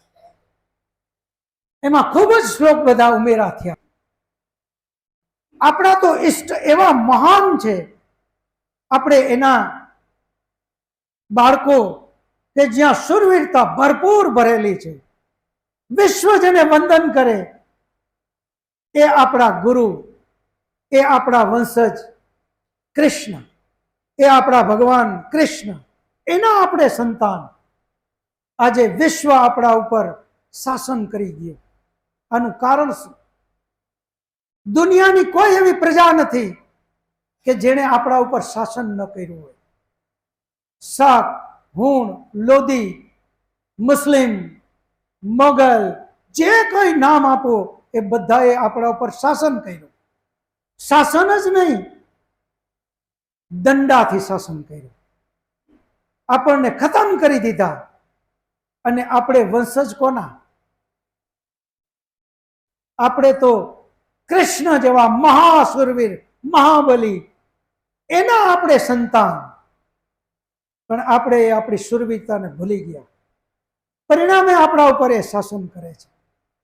આજે પણ આપણે ભૂલ ક્યાં કરીએ છીએ? જેવો કૃષ્ણ યાદ આવે કે તરત જ પગ મંડે નાચવા. કાન ગોપી, રાસલીલા, ત્યાં પૂરતો સીમિત આપણે કૃષ્ણને કરી નાખ્યો. જે કૃષ્ણ મહાન યોદ્ધો, જે જમાનામાં 150 વર્ષની સામાન્ય મનુષ્યની આયુષ્ય હતું. ભીષ્મ પિતામહ 250 વર્ષ, ગુરુ દ્રોણ, ગુરુ કૃપાચાર્ય 150 વર્ષ, 80 વર્ષ તો સૌથી નાનો અર્જુન, એ લોકો યુવાન. જ્યારે 150 વર્ષનું આયુષ્ય, એ વખતે તમે વિચાર તો કરો. એ જમાનાની અંદરમાં 150 વર્ષની આયુષ્ય. આજે તમે વિચાર કરો, આપણી આયુષ્ય ઉંમર એવરેજ કેટલી? માત્ર 70. આપણી એવરેજ વર્ષ ઉંમર 70. કૃષ્ણના જમાનામાં 150 વર્ષ, એ વખતે એની ઉંમર 11 વર્ષ અને 52 દિવસ. માત્ર 11 વર્ષ અને 52 દિવસ એની ઉંમર. એનો મતલબ આજના સમયમાં આપણે કમ્પેરિઝન કરીએ તો માત્ર 5 વર્ષનું બાળક. એ 5 વર્ષનું બાળક આજે આપણા અહીંયા બાળકો દીકરા દીકરી સાથે રમે જ છે. એ તો બિલકુલ નિર્દોષ હોય. 5-7 વર્ષના બાળકમાં કોઈ દોષ હોય નહીં. જે જમાનામાં 150 વર્ષની આયુષ્ય, કૃષ્ણએ વ્રજ છોડી દીધું 11 વર્ષ અને 52 દિવસ. આ જીવન પછી પાછા ક્યારેય વ્રજમાં ગયા નથી. એના શાસ્ત્રો પુરાવો છે. તમે વિચાર તો કરો. એ કૃષ્ણ, એ ગીતાજી, જ્યાં માત્ર બલિદાન, રાષ્ટ્ર અને ધર્મ માટે જ મૃત્યુ, રાષ્ટ્ર અને ધર્મ માટે જ કોઈને મૃત્યુ દંડ દેવો અથવા તો મૃત્યુ આવે તો સ્વીકારી લેવું, આ જ્યાં પરંપરાઓ હતી, એને માનનારો આપણો આ દેશ જેવો અંધશ્રદ્ધાઓમાં ગયો. આજે કૃષ્ણનું નામ આવે, રાધાનું નામ આવે એટલે તરત જ આપણે પેલું મગજમાં આવે રાસલીલા. આપણે બધા જ જાણીએ છીએ કે એ વખતે ભીષ્મની ઉંમર 250 હતી. ગુરુ દ્રોણ 150 વર્ષના હતા. ગુરુ કૃપાચાર્ય 150 વર્ષના હતા. બધા જ 100 વર્ષ ઉપરાંત જ્યાં એવરેજ 150 વર્ષની ઉંમર હતી, એવે વખતે 11 વર્ષ અને 52 દિવસે કૃષ્ણએ વ્રજ છોડી દીધું. એનો અર્થ એ થાય કે એ જ્યારે એ જે કાંઈ રમ્યા હતા દીકરા દીકરીઓ સાથે, તો એની ઉંમર 8 વર્ષ, 9 વર્ષ, 10 વર્ષ હતી. 11 વર્ષ અને 52 દિવસ લખેલા છે એના શાસ્ત્રોમાં. એણે વ્રજ છોડી દીધું. એનો અર્થ એ થાય કે એની ઉંમર એને 11 વર્ષ 52 દિવસ પહેલાની 10 વર્ષની આસપાસ. જે જમાનામાં 150 વર્ષની ઉંમર મનુષ્યની એવરેજ હતી, ત્યારે એની 11 વર્ષ પહેલાની ઉંમર. આજે આપણી 60 વર્ષની ઉંમર એવરેજ છે. છતાં આપણે 8-10 વર્ષના બાળકો દીકરા દીકરીઓ સાથે રમતા હોય તો એ નિર્દોષ ગણીએ છીએ. એમાં કોઈ જાતનો વિચાર કરવાની જરૂર જ નથી પડતી. 8 વર્ષના બાળકો દીકરા દીકરી સાથે રમે, કોઈ એમ ન કે ઓહો આ તો જો, આવી કોઈ વાત ના આવે. તો એ જમાનામાં તો 150 વર્ષની, ત્યારે 11 વર્ષ પહેલા જે લોકો હોય બાળકો, આજના પ્રમાણે તો 5 વર્ષ પહેલાનું બાળક ગણાય. એમાં કોઈ વ્યભિચારની વાત નથી. પરંતુ કહેવાતા ખોટા લોકોએ કૃષ્ણના નામે એને વ્યભિચાર કરવો છે. કૃષ્ણ જેવા મહાન ચરિત્રને એને કેટલું ખરાબ ચિતરી નાખ્યું. આપણા મગજમાં એવી છાપ બેસાડી દીધી. આપણા બધાના ઘરમાં રાધા અને કૃષ્ણનો ફોટો હશે. એનો ઇતિહાસ આપણે જાણીએ છીએ કે વ્રજ એને છોડ્યું ત્યારે 11 વર્ષ ને 52 દિવસ એમાં લખેલા છે કે એને વ્રજ છોડી દીધું. છતાં આપણે કૃષ્ણ અને રાધાનો ફોટો યુવાન વયના, ગાય એની કમરે આવે અને કૃષ્ણ મોરલી વગાડતા હોય એવો ફોટો આપણા ઘરમાં રાખીએ છીએ, યુવાન ઉંમરના. અને પરિણામે વિધર્મી, જે આપણા ધર્મના વિરોધી છે, એ એમ કહે કે તમારો ભગવાન આવો હોય. જો એને બાળકના રૂપમાં 11 વર્ષ ને 52 દિવસ, 150 વર્ષની ઉંમર હતી ત્યારે 11 વર્ષ ને 52 દિવસ લખેલા છે કે એને વ્રજ છોડી દીધું. એ આ જીવન માં યશોદાને મળ્યા નથી, આ જીવન રાધાને મળ્યા નથી. એ તો બાળક સહજ હતા. એ જો આપણે બતાવીએ તો કોઈ આપણને કહી ન શકે. બધા જ ચિંતન મનન કરજો. આજે આપણે કૃષ્ણની કથા કરીએ ત્યારે બધાના પગમાં થનગનાટ જ હોય. જેવું કઈ કીર્તન આવે કે મંડે ઉભા થઈને રાસ કરવા. આ કૃષ્ણનું ખરેખર સન્માન છે કે અપમાન છે? જે કૃષ્ણ 11 વર્ષ અને 52 દિવસ સુધી જ માત્ર બાળપણે એને મજાક મસ્તીમાં નથી કાઢ્યું, એ કૃષ્ણને આ જીવન એને રાષ્ટ્ર અને ધર્મને સર્વોપરી ગણી અને સમગ્ર જીવન સમર્પિત કર્યું. એના માનનારો આપણો આ મોટા ભાગનો વર્ગ કૃષ્ણને કઈ રીતે માનતો હોવો જોઈએ? એ કૃષ્ણને આપણે મંડીએ નૃત્ય કરવા, જ્યાં એનું નામ આવે તો પગ મંડે હાલવા? આ તો કૃષ્ણનું અજાણતા અપમાન કરીએ છીએ. કૃષ્ણ તો એ છે કે આ જીવન પછી ક્યારેય વ્રજમાં ગયા નથી, આ જીવન ક્યારેય વાંસળી એને લીધી નથી, માત્ર સુદર્શન ચલાવ્યું. રાષ્ટ્ર અને ધર્મ માટે માત્ર સુદર્શન ચલાવ્યું. એ કૃષ્ણનો આપણે બધા અનુયાયીઓ છીએ. આપણે બધાની અંદરમાં કયું જોમ હોવું જોઈએ? વિશ્વમાં આવો કોઈ ચરિત્ર બન્યું નથી. આપણે એને ભગવાન બનાવી અને માત્ર મંદિર પૂરતો સીમિત કરી દીધો. તમને હાથ જોડી નમ્ર નિવેદન કરું છું, કૃષ્ણને ભગવાન ન ગણો, એને તમે મહાપુરુષ ગણો. એમાંથી કંઈક બોધ લઈએ, આપણે એ પ્રમાણે જીવવાનું કંઈક આચરણમાં લઈએ. જે કૃષ્ણએ આ જીવન રાષ્ટ્ર અને ધર્મને સર્વોપરી માન્યું, આ જીવન રાષ્ટ્ર અને ધર્મ માટે જ પોતાનું આહુત કરી દીધું, એ કૃષ્ણને આપણા અનુયાયીઓ આપણે છીએ. આપણે એને જોઈને બસ આ જ કરવાનું, તરત જ રાસ, તરત જ કીર્તન નહીં. આ એનું અપમાન છે. રાસ અને કીર્તન કરીએ, પરંતુ એનો જે મૂળ ભાવ છે એ આપણી અંદર બરાબર પકડી રાખીએ. એ કૃષ્ણ ચરિત્ર તમે વિચાર કરો કે જ્યારે બહુ વધારે સમય હવે જાય છે, હું ટૂંકમાં તમને કૃષ્ણની કથા કહું.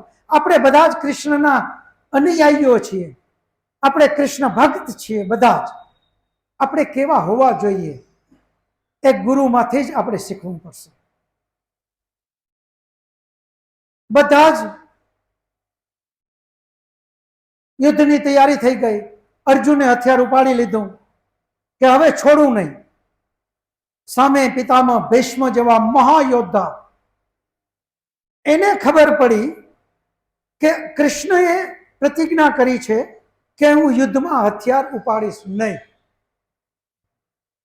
એમને બહુ ખોટું લાગ્યું ભીષ્મ પિતામહને કે કૃષ્ણને ખબર નથી કે સામે ભીષ્મ જેવો યોદ્ધો છે. શું મને આ બાળકો દ્વારા હરાવશે? આ તો મારું અપમાન છે. ભીષ્મએ પ્રતિજ્ઞા કરી કે આજ કાં હું નહીં, કાં અર્જુન નહીં અને કાં કૃષ્ણની પ્રતિજ્ઞા નહીં. આજ યુદ્ધનો અંતિમ દિવસ અને ભીષ્મ પ્રતિજ્ઞા કરીને આવ્યા. આ પ્રતિજ્ઞાની ખબર પડે છે કૃષ્ણને, અર્જુનને. કૃષ્ણને પણ ડર લાગ્યો. ભીષ્મ મહાબલી હતા કે આનો સામનો આજે અર્જુન નહીં કરી શકે. અર્જુનનો રથ લઈને એ દૂર માંડ્યા ભાગવા. આ બાજુ ભીષ્મ જે સામે આવે એને કે અર્જુન મારી સામે આવે, વાસુદેવ મારી સામે આવે. એને પ્રતિજ્ઞા કરી કે હું હથિયાર નહીં ઉપાડું તો શું આ બાળકો દ્વારા મને હરાવશે? આટલું મારું અપમાન વાસુદેવ કેમ કરી શકે? આજે તો કાં એ નહીં, કાં હું નહીં અને કાં કૃષ્ણ નહીં. એની પ્રતિજ્ઞા નહીં. જ્યાં જોયે ત્યાં વિધ્વંસ માંડ્યા કરવા. ભીષ્મએ કીધું આજે કાળ છે. ભીષ્મ કાળ બનીને આવ્યા. અર્જુનને કૃષ્ણ દૂર લઈને ભાગવા માંડ્યા. યુધિષ્ઠિરે સંદેશો મોકલ્યો કે હે વાસુદેવ, આજે પિતામહ નથી, આજે કાળ બનીને આવ્યા છે. જો આને આજે કોઈ રોકી શકે તો માત્ર અર્જુન, એના સિવાય કોઈ રોકી નહીં શકે. જો તમે અર્જુનને બચાવવામાં રહેશો તો અહીંયા યુદ્ધ ખતમ થઈ જશે. તો અર્જુનને બચાવવાનો કોઈ અર્થ જ નહીં રહે. જેવો આ સંદેશો કૃષ્ણને મળ્યો, કૃષ્ણ અર્જુનને લઈને પાછા આવે છે અને શિખામણ આપે છે કે હે અર્જુન, આજે એવા બ્રહ્મા ન રહેતો કે તું આજે તારા પિતામહની સામે જા છો. આજે તારે પિતામહ સામે લડાઈ નથી લડવાની. આજે તારો એક કાળ છે. કાળની સામે તું લડે એ રીતે મહાબલી બની અને તું લડાઈ કરવા જાજે. અર્જુન ભીષ્મ ને પિતામહની સામે કૃષ્ણ રથ લઈને આવે અર્જુનને, અને હજુ તો અર્જુન પ્રતંચા ઉપર તીર ચડાવવા જાય. પણ આજે ભીષ્મએ નક્કી કરી લીધું હતું કે આજે કાં તો અર્જુન નહીં, કાં હું નહીં અને કાં કૃષ્ણની પ્રતિજ્ઞા નહીં. અર્જુન ઉપર બાણનો બોછાર કરી નાખ્યો. બધા જ હથિયારો અર્જુનના ભાંગીને ભૂકો. એક પણ હથિયાર બચે નહીં. અને છેલ્લું તીર કૃષ્ણ અને અર્જુન જેના ઉપર હતા એ રથને માર્યું. પૈડું ભાંગીને ભૂકો, બે રથનો ભાંગીને ભૂકો.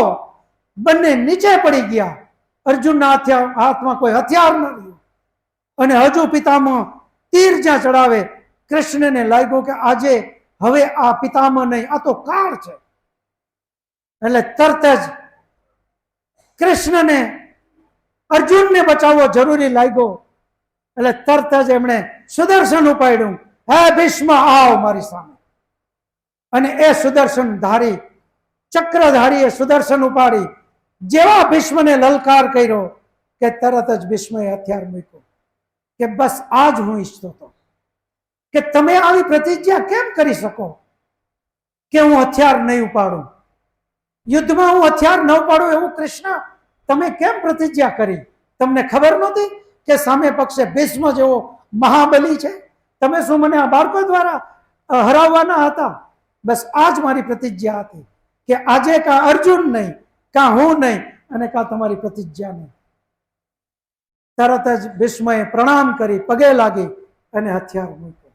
આ કૃષ્ણ, એને લાગ્યું કે ધર્મ માટે આજે મારે પ્રતિજ્ઞા છોડવી પડે છે, તો એને પ્રતિજ્ઞા છોડી દીધી. ધર્મ માટે જ જેનું જીવન સમર્પિત છે, ધર્મ માટે જ પ્રતિજ્ઞા અને ધર્મ માટે જ એનું તોડવું. ધર્મ સિવાય એની પાસે કોઈ વાત જ નહીં. રાષ્ટ્ર અને ધર્મથી મહાન એના જીવનમાં કોઈ ચરિત્ર નહોતું. આવું મહાન ચરિત્ર કૃષ્ણ વિશ્વમાં ક્યાંય નથી થયું. એવું મહાન ચરિત્ર આપણને મળેલું છે. આપણે એની ધરોહર છીએ. આપણે અજ્ઞાનતાવશ એ મહાબલી કૃષ્ણ, મહાન કૃષ્ણ, મહાન યોદ્ધા કૃષ્ણ, એને માનનારા આપણે લોકો માત્ર મંજીરા વગાડવામાં વ્યસ્ત થઈ ગયા, એના કીર્તન ગાવામાં વ્યસ્ત થઈ ગયા. આનો અર્થ એ નથી કે એ ન કરવું જોઈએ, એ ખૂબ જરૂરી છે, પરંતુ એનો જે મુખ્ય ઉદ્દેશ્ય છે, એનો મુખ્ય ઉપદેશ છે, એને ભૂલી અને આ કરવાની જરૂર નથી. આ દેશ કૃષ્ણ, રામ, ભીષ્મ એનો આપણે એના વંશજ છીએ. આપણે કોઈ સામાન્ય નથી કે આપણને ગમે તે આવે અને લૂંટી જાય. અફઘાનિસ્તાનથી એક મુસલમાન આવે ઘોડા ઉપર, જે તે વખતે વાહનો નહોતા, અને સોમનાથ આવીને લૂંટી જાય, આપણે બચાવી ના શકીએ. આવડો મોટો દેશ, કૃષ્ણનો વંશ, કૃષ્ણનો માનનારો દેશ આટલો નબળો કેમ પડ્યો? કારણ કે કૃષ્ણને આપણે બરાબર સમજ્યા નથી. એના માટે કીર્તન તો કર્યા, પણ એની જે વીરતા એ આપણા લોહીમાં પડેલી છે, એને સુષુપ્ત કરી નાખી. આપણે કોઈ સામાન્ય નથી, આપણે તો મહાન કૃષ્ણના વંશજ છીએ. આપણી અંદરમાં એ જોમ હોવું જોઈએ, અને એ જોમ માટે આપણે લોકોએ સતત તૈયારી કરવી પડશે. જ્યાં પણ વાત આવે કે આપણે કોણ, અભિમાનથી કહીએ કે હું કૃષ્ણ, હું રામ, એના વંશજ આપણે છીએ. આપણે પિતામહ ભીષ્મ એના વંશજ છે. આપણે કોઈ સામાન્ય નથી. વિશ્વમાં કૃષ્ણ ચરિત્ર જેવું કોઈ ચરિત્ર થયું નથી. એના આપણે વંશજ છીએ. એટલે આજે આપણે ખાસ બધાને એક વસ્તુ નક્કી કરી લ્યો કે આપણે માત્ર કીર્તન કરશું. તો ગીતાની અંદરમાં કીધું છે કે હે મનુષ્ય, સ્ત્રી અથવા પુરુષ, તું જેટલી મહેનત કરીશ એવું જ તને ફળ આપીશ. કૃષ્ણ જો કાયરતામાં મદદ કરતો હોત તો આપણું સોમનાથનું મંદિર મુસલમાન વિધર્મી લોકો આવીને લૂંટી ના ગયા હોત તો એ પોતે જ એને બચાવી લે. પરંતુ આપણી ભૂલ છે. પરમાત્મા તો એનો એ જ છે, મુસલમાનનો. પરમપિતા પરમાત્મા તો બધાનો એ જ છે.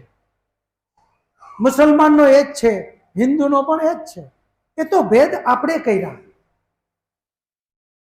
જ્યાં પરમાત્માની વાત આવે છે, એણે તો આપણને શક્તિ દીધી, ચિંતન દીધું, વિચાર દીધો. એ બધાનો ઉપયોગ કરી અને આપણે નિર્ણય લેવો જોઈએ. આપણે લોકો ગર્વ કરી શકીએ કે આપણે કૃષ્ણ, રામ, ભીષ્મ આ બધાના વંશજ આપણે છીએ. વિશ્વ જેને વંદન કરે એવા આપણા પૂર્વજો છે. તમે આપણા ઇતિહાસને કમજોર ન સમજજો. કુરુક્ષેત્રનું યુદ્ધ થયું 5000 વર્ષ, યાની ઓલમોસ્ટ 2 અબજ વર્ષ આપણે વિશ્વ ઉપર શાસન કરેલું છે. પૂરી દુનિયા ઉપર આપણું શાસન હતું. માત્ર 5000 વર્ષથી આપણે ગુલામ બન્યા. માત્ર 5000 વર્ષથી આપણે વેદ ભૂલ્યા. આપણો ઇતિહાસ મહાન છે. પૂરું વિશ્વ આપણી અંદરમાં ચક્રવર્તી રાજા આપણે હતા. આપણે ચક્રવર્તી રાજા હતા. દુનિયા ઉપર આપણું શાસન હતું. એ દુનિયા ઉપર શાસન કરનારો માત્ર 5000 વર્ષ કુરુક્ષેત્રના યુદ્ધના મેદાન પછી મોટા ભાગનો યુવાન આપણો નાશ થયો. એ યુદ્ધ બહુ ભયાનક હતું અને પરિણામે આપણે ગુલામ બન્યા અને દુનિયાની બધી જ પ્રજા એના ઉપર આપણું શાસન હતું. 2 અબજ વર્ષ સુધી ઓલમોસ્ટ. ખાલી 5000 વર્ષથી આપણે ગુલામ બન્યા. આપણા ઉપર બધાએ શાસન કર્યું. ફરી પાછો આ દેશને મહાન બનાવવો હોય તો એ આપણી જૂની ધરોહર, આપણા 4 વેદ. જ્યારે મુખ્ય ગ્રંથની વાત આવે ત્યારે બહેનો અને ભાઈઓ આ એક લેસન ખાસ શીખીને જાજો કે કોઈ પણ પૂછે કે તમારા ધર્મના મુખ્ય ગ્રંથ કયા, તો સીધો ઉત્તર આપજો 4 વેદ. ઋગ્વેદ, યજુર્વેદ, સામવેદ, અથર્વવેદ. આ આપણા મુખ્ય ગ્રંથ છે. આનો અર્થ એ નથી ગીતાજી, ભાગવત, રામાયણ એ કોઈ કમ છે, એ પણ મહાન ગ્રંથો છે. પરંતુ મુખ્ય ગ્રંથ જે સૃષ્ટિની શરૂઆતથી આપણને મળેલા છે એ છે 4 વેદ. બાકી ગીતાજી 5000 વર્ષ પહેલા કૃષ્ણએ કીધી. રામાયણ કયો તો ઓલમોસ્ટ 10 લાખ વર્ષ. એ જ રીતે આગળ આગળ વધતા જાઓ તો મૂળ ગ્રંથ આપણા 4 વેદ. યાદ રાખજો કે જ્યારે પણ વાત આવે કે તમારા ધર્મના મુખ્ય ગ્રંથ કયા, તો એક જ જવાબ આવે 4 વેદ. એનો અર્થ પેલા બીજા ગ્રંથો નબળા અથવા તો નીચા, આવી કોઈ વાત નથી. એ પણ મહાન ગ્રંથો, પણ મુખ્ય ગ્રંથ તો 4 વેદ. એ 4 વેદ પ્રમાણે બરાબર જીવનને જીવીએ આપણે. આ બાકીની જે નબળાઈઓ આવી એ માત્ર 5000 વર્ષમાંથી જ આવે છે. આપણો જે સુવર્ણ કાળ એ હતો વેદ કાળ. ઘર ઘરમાં વેદ વંચાતો હતો. ઋગ્વેદ, યજુર્વેદ, સામવેદ, અથર્વવેદ. એને ભૂલ્યા આપણે. 5000 વર્ષથી આપણે આપણું બધું જ અધોપતન થયું. કારણ કે મહાયુદ્ધ હતું. મોટા ભાગનો વર્ગ, યુવા વર્ગ ખતમ થયો. જે રહ્યા એની પાસે સમય ના રહ્યો ગ્રંથોને વાંચવાનો. પરિણામે આપણા ગ્રંથો જે મૂળ આપણા 4 વેદ એ લુપ્ત થયા અને એની જગ્યાએ કપોળકલ્પિત ગ્રંથોએ જગ્યા લીધી અને પરિણામે આપણી અધોગતિ થઈ.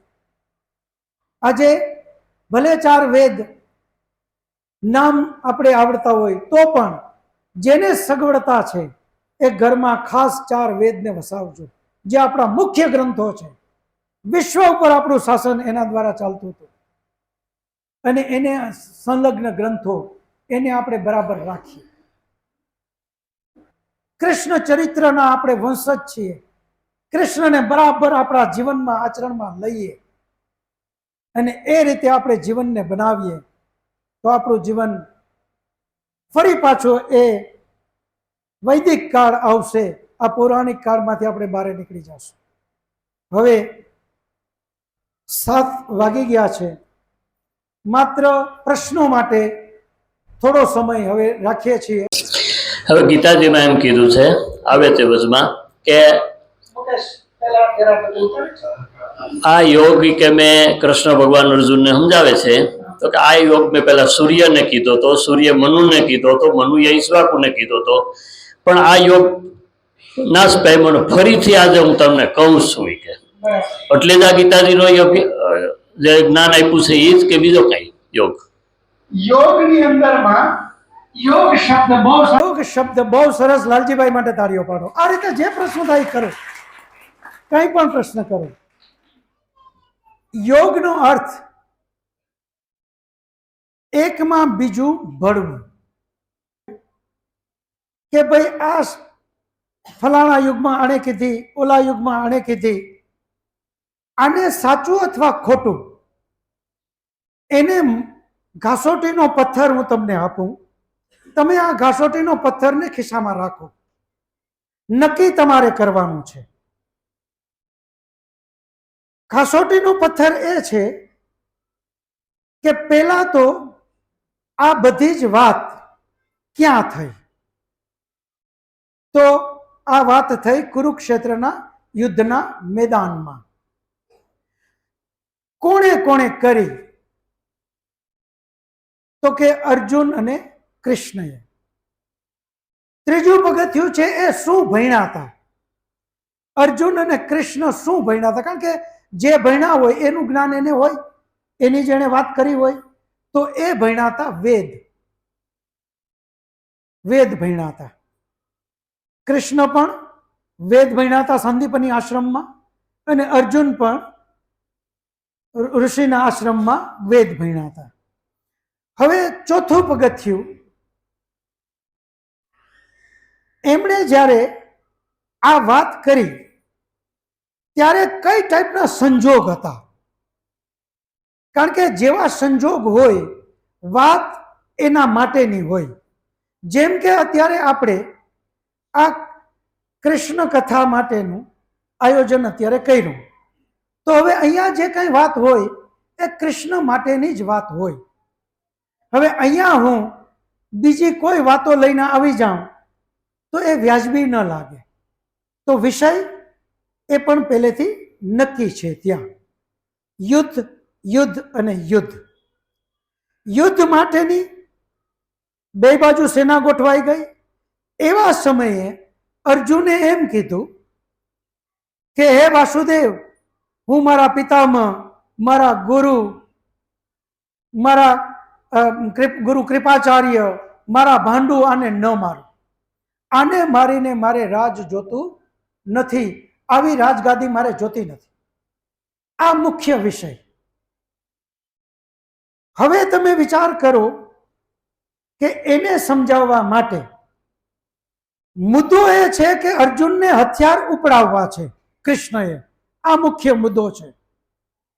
હવે એનું તમે સંદર્ભ જોશો એટલે તરત આઈડિયો આવી જશે કે હથિયાર ઉપડાવવા માટે વાત કરવાની જ્યાં આવે ત્યાં માત્ર એવી જ વાત કરવાની હોય કે હે અર્જુન, કાયર ન થા. તારો ધર્મ છે કે તારે અત્યાચારી ના પક્ષમાં જે હોય એને મારવા જોઈએ. આ જે વાત કરી એના સંદર્ભમાં જેટલા શ્લોક છે એ બધાને તમે ગીતાજીના શ્લોક ગણજો. જેમ મેં હમણાં વાત કરી એમ ઘાસોટીનો પથ્થર ખિસ્સામાં રાખજો. કે શું અર્જુન એમ કે હું લડું નહીં, હથિયાર મૂકી દે. એને હથિયાર ઉપડાવવા માટે કૃષ્ણએ એને એમ કહેવું પડે કે સવારે પૂજા આમ થાય, સાંજે પૂજા આમ કરાય. આવી કોઈ વાત નથી.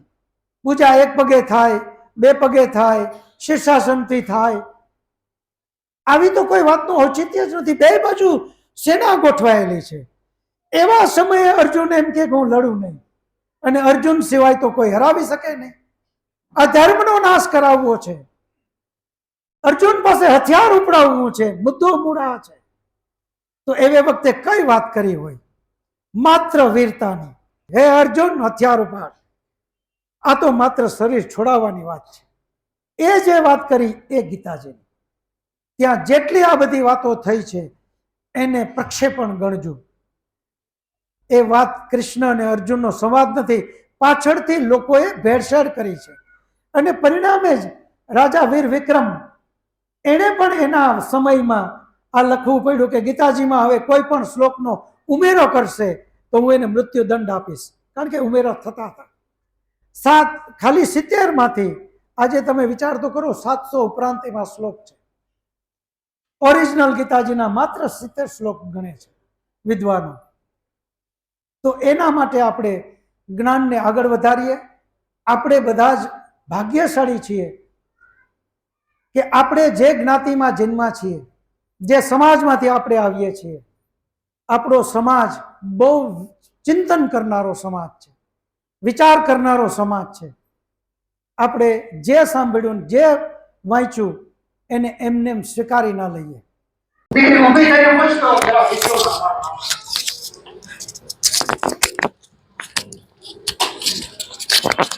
તમે જે ભગવાનની ઉંમરની વાત કરી છે, તો અત્યાર સુધી આપણે ભગવાનનું બાળક સ્વરૂપ અને યુવાવસ્થાનું જ ચિત્ર જોયેલું છે. તો ભગવાન 125 વર્ષ જીવા, તો એનું વૃદ્ધાવસ્થાનું ચિત્ર અત્યાર સુધી ક્યાંય મળે ખરું? બહુ સરસ. દીકરી માટે તાળીઓ પાડો. આમ પ્રશ્ન પૂછો, જે પ્રશ્ન હોય આપણે પૂછી શકીએ. હવે પહેલું તો દીકરી એ પ્રશ્ન છે કે એ જમાનામાં ત્યારે કેમેરા હતા નહીં. એ જમાનામાં એવી કોઈ વ્યવસ્થા જ હતી નહીં. જે કાંઈ આપણે અત્યારે પિક્ચર છે આપણી સામે, એની અંદર ઉપરથી જ આપણે ખ્યાલ આવશે કે આપણે એનો કૃષ્ણ અને રાધા એની ઉંમર ઇતિહાસ એવી બતાવે છે કે 11 વર્ષથી નાનકડા હતા. જ્યારે ગાય પાસે એ ઊભા છે ને વાંસળી વગાડે છે તો યુવાન બતાવ્યા. એ જમાનામાં યુવાન એટલે તો 80 વર્ષ, આજે તો વૃદ્ધાવસ્થા, પણ ત્યારે 80, 90, 100 એ યુવાની હતી. કારણ કે 150 વર્ષ તો એવરેજ ઉંમર હતી. 250 વર્ષ પિતામહ ભીષ્મની ઉંમર બતાવે છે. તો ત્યારે આવી વસ્તુ હતી નહીં. અત્યારે પણ જે ફોટા છે આપણે લાગે છે એ પણ કાલ્પનિક છે, પણ કાલ્પનામાં જે ઇતિહાસથી સુસંગત હોવા જોઈએ, સાચા હોવા જોઈએ, એવા નથી. આજે આપણી ઉંમરના યુવાનો, આપણા સમયના યુવાનો, જે 25 વર્ષના જે યુવાનો છે એને આપણે યુવાન ગણીએ, એટલે અત્યારે આપણા મગજમાં યુવાન એટલે શું, 25ની આસપાસ, એટલે રાધા અને કૃષ્ણને આપણે યુવાન બતાવી દીધા. એના જ શાસ્ત્રોમાં લખ્યું છે કે કૃષ્ણએ વ્રજ 11 વર્ષ અને 52 દિવસે છોડી દીધું. આપણે આ કલ્પનાની વાત નથી, શાસ્ત્રોમાં લખેલું છે. અને પછી આ જીવન ક્યારેય એ વ્રજમાં આવ્યા નથી, રાધાને એ મળ્યા જ નથી. એનો અર્થ જ એ પુરાવો છે કે કૃષ્ણ અને રાધા ક્યારે મળ્યા હતા? 11 વર્ષ અને 52 દિવસથી નાની ઉંમરમાં. એનો મતલબ 9-10 વર્ષ. જે જમાનામાં 150 વર્ષની એવરેજ ઉંમર હતી, એ જમાનામાં 9-10 વર્ષ એટલે આજનું 5 વર્ષનું બાળક. તો એને આપણે કહેવાતા ખોટા લોકોએ, જેને પોતાને વ્યભિચાર કરવો છે, એવા ખોટા લોકોએ રાધા અને કૃષ્ણના નામે આજે સમાજની અંદરમાં, બધા ખોટા નથી ધર્માચાર્યો, પરંતુ જે ખોટા છે એણે આવો દુષ્પ્રચાર કર્યો અને એને એવી રીતે આપણી સામે ઊભા રાખ્યા. જો એ બાળક તરીકે આજે કલ્પનામાં કરીને રાખ્યા હોત તો આજે કૃષ્ણના નામે કોઈ લોકો ખોટું, એની લીલાના નામે ખોટું કરી ના શકત. કારણ કે કૃષ્ણ તો એ વખતે સાવ નાના હતા. પછી જે એમણે કર્યું આ જીવન, એ ખરેખર એનું ચરિત્ર છે. જે ચરિત્રને આ લોકોએ છુપાવી દીધું, એને આપણી સામે ક્યાંય લેવા જ ના દીધું. એ બાળક હતા ત્યારે જે કાંઈ એને રાસ રહીમાં, એ તો આપણે રહીમાં જ છીએ બધા. કલ્પના કરો 10 વર્ષ પહેલાની આપણી બધાની ઉંમર, 5 વર્ષ, 7 વર્ષ, 8 વર્ષ, દીકરા દીકરીઓ આપણે સાથે જ રમતા હોય, આજે પણ રમે છે, એમાં કંઈ નવું જ નથી. એને ખોટી રીતે આપણી સામે કૃષ્ણને ચરિત્રને એકદમ ઠેસ પહોંચાડે એવું એને બતાવી દીધું. અને એના નામે રાસલીલા, એના નામે કાનગોપી, આ બધું જ આપણી સામે મૂક્યું. ખરેખર કૃષ્ણએ જે કંઈ કર્યું એ આપણી સામે ન મૂક્યું, અને એને બદલે જે નહોતું મૂકવાનું, એનું બાળપણની વાત, એ એને આપણી સામે યુવાન કરીને મૂક્યા. એટલે આપણે ગેરમાર્ગે દોરાઈએ. આપણે એમ થાય કે આ તો રાસ કાનગોપી તો આપણે રમાય. એ ત્યારે 11 વર્ષ અને 52 દિવસથી નાના હતા. એનું જ ગીતાજી, એનું જ ભાગવત, એમાં જ એની ઉંમર લખેલી છે. આ કોઈ આપણે કઈ કલ્પના નથી, આપણે કોઈ કે માની લઈએ એવું નથી. જે જમાનામાં ભીષ્મની 250 વર્ષની ઉંમર, ગુરુ દ્રોણ, ગુરુ કૃપાચાર્ય, આ બધા જ 150 વર્ષ, એ જ આપણા ભાગવતમાં લખેલું. એ જમાનામાં કૃષ્ણ 11 વર્ષે જ્યારે વ્રજ છોડી દીધું, એની પહેલાની આ બધી વાતો એને આપણા ઉપર વધારે પડતું વજન દઈ, એ તો આખું ચરિત્ર મહાન છે. એટલા માટે આપણે એને બરાબર ઓળખીએ અને એ ચરિત્રને આપણા જીવનમાં બરાબર ઉતારીએ. સમય હવે આપણો અહીંયા પૂર્ણ થાય છે. તમે બધાએ આટલો સરસ, સારી રીતે, શાંતિથી સાંભળ્યો. તમારા બધાનો હું હૃદયથી ખૂબ ખૂબ આભાર માનું છું. આ પ્રોગ્રામનું આયોજન આપણા સમાજના પ્રમુખ અને એની આખી કારોબારી અને યુવક મંડળને એ બધાએ, ભરતભાઈ સહિત બધાનો હું ખૂબ ખૂબ ધન્યવાદ ગણું કે એમણે આવો સરસ આપણો પ્રોગ્રામ કર્યો. એમનો ખૂબ આભાર. કાર્યકર્તાઓનો પણ ખૂબ ખૂબ આભાર. બધાનો ખૂબ ખૂબ ધન્યવાદ. તમારો મારે ધન્યવાદ હૃદયથી હું એટલા માટે કે તમે ખૂબ શાંત ચિત્તેથી એક ધ્યાને સાંભળો, તમે ખૂબ રસથી મને સાંભળો. ભાઈઓ અને બધા જ બહેનો, દીકરીઓ, તમારો પણ હું હૃદયથી ખૂબ ખૂબ ધન્યવાદ કરું છું. બધાનો ખૂબ આભાર.